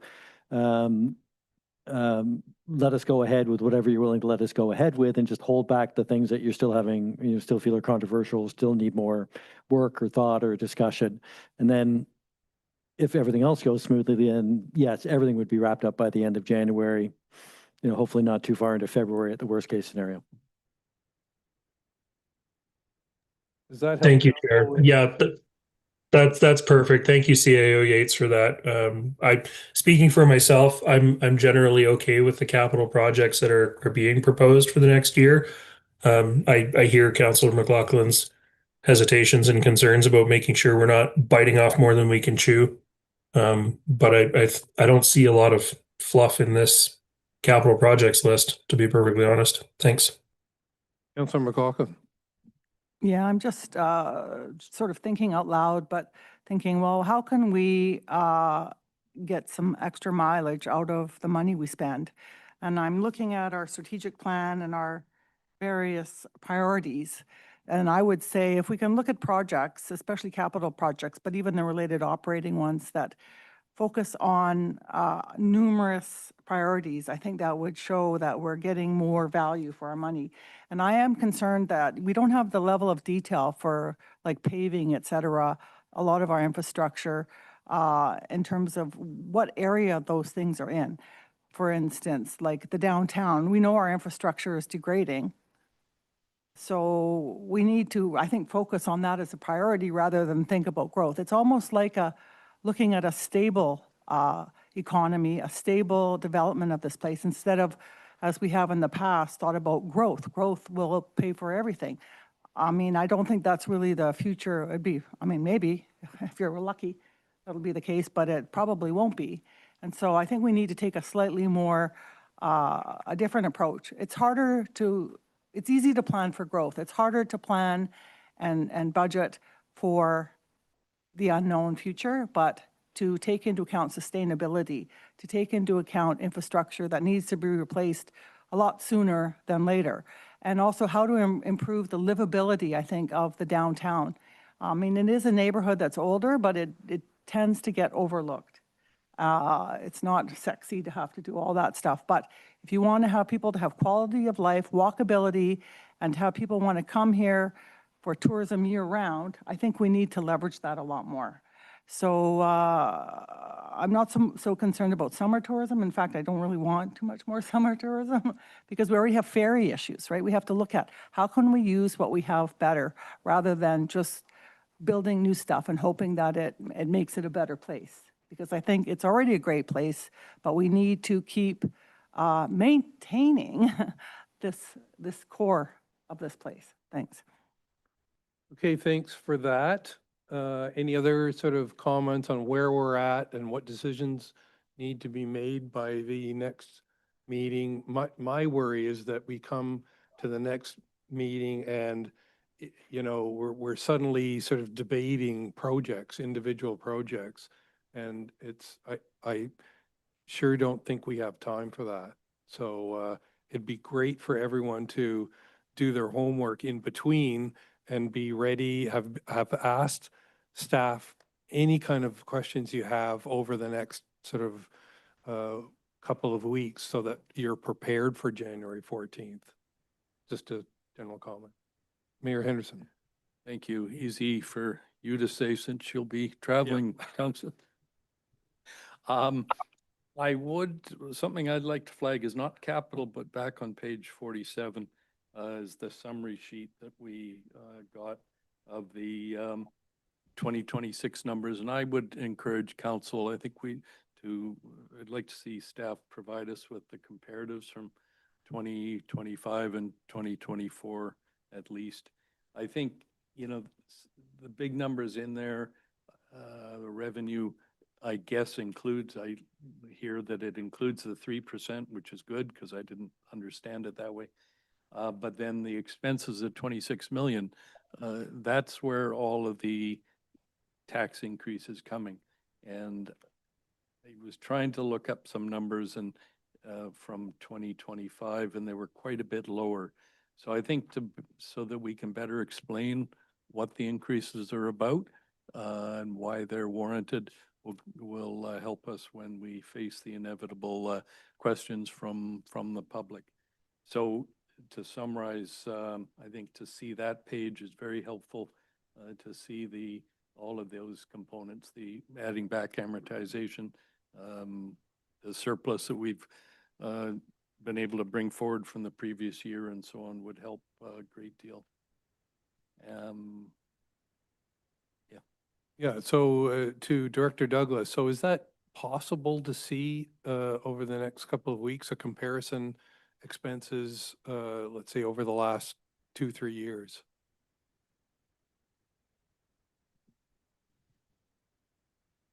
I'm just looking at, just give me a sec here. Sure. Councillor Rowe. Thank you. Just for my 2 cents, I'm comfortable with the capital projects, and outside of the community safety stuff, the AORs as well. My question is, can we target to have, and I know this is working early, but can we target to have that community safety workshop before the 14th of January? So that we have that sort of lens as we go into that day. Looking between, any comments, Councillor Bell? Well, I would like to say yes. I mean, I can certainly facilitate it. I'll be willing to do that. I was hoping that we might be able to bring in the group based on a cost that that some of the municipalities that have got plans in place as partnered with them, and they've led them through a process and a workshop. But in the essence of time, we could start. I'm hesitating. And I understand, you know, the sense of urgency from a budget perspective, because I know we want to get this wrapped too. So any other comments around that? I need some other comments. That's mine. Councillor Inkster. Yeah, maybe for Councillor Bell, if she wants to pick, if it's possible today to pick 2 dates, pick a date before the 14th, maybe it's the 13th. And or another date, maybe the end of January. And then if it doesn't work to everything, then we just have to work with finance staff to develop a plan that may match the asks from that get together. Will that work? Maybe I could chip in as well. I mean, maybe this first meeting before the 14th has a very limited scope. If you really want to, if it's the budget information that council is trying to tie down for community safety, maybe we just limit it very much to that rather than look at any longer term plan, because that's a bigger, I think you're right, that's a facilitated facilitated discussion with a lot of stakeholders, whereas we just have, I think council's trying to get at what number to kind of plug in for 26. Yeah, and I mean, it could be just me that has that in my brain. I just wanted to put that out there.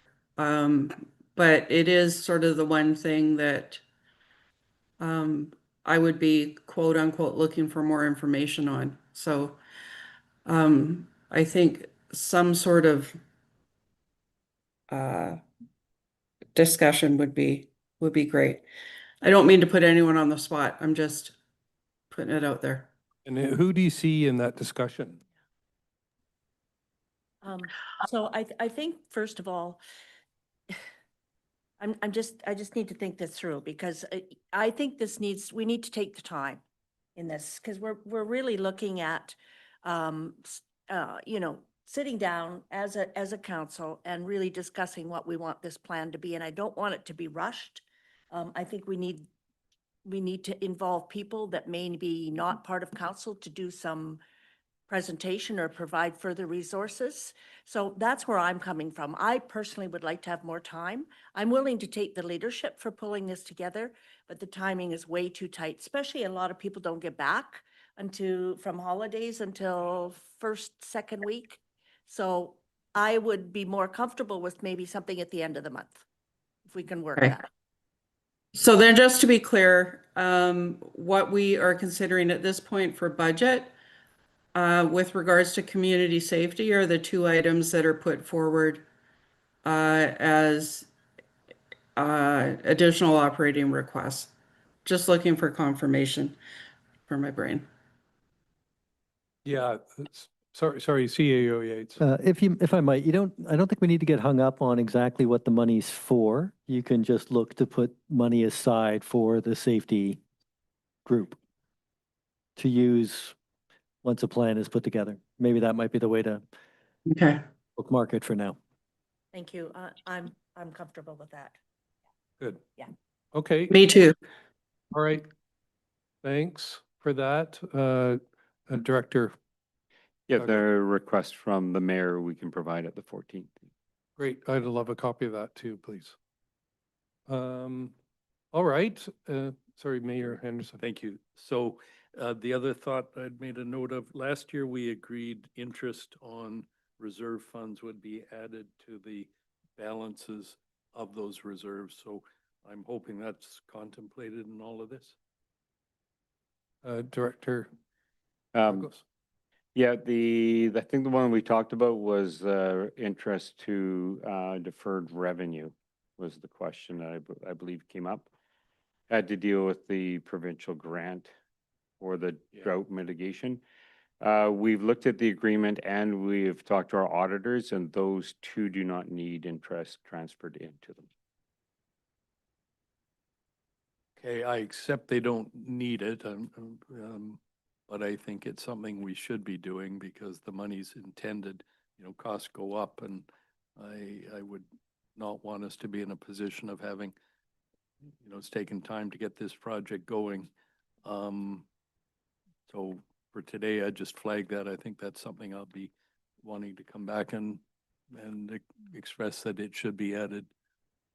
Yeah, there's going to be discussion over that because obviously we'd love to have that money for other things as well. But let's discuss how it should be dealt with. Councillor Inkster. Yeah, I know we're nearing the end. I'd love to have the discussion because I think we should use the money for other things. We're taxing too much. Thanks. Oh, let's deal with it as soon as we can. So does that leave us at the end of the program? Okay. Unless there's any other final comments from council, I'll ask for an adjournment. All in favor? Passed. Thank you very much for working through all of this.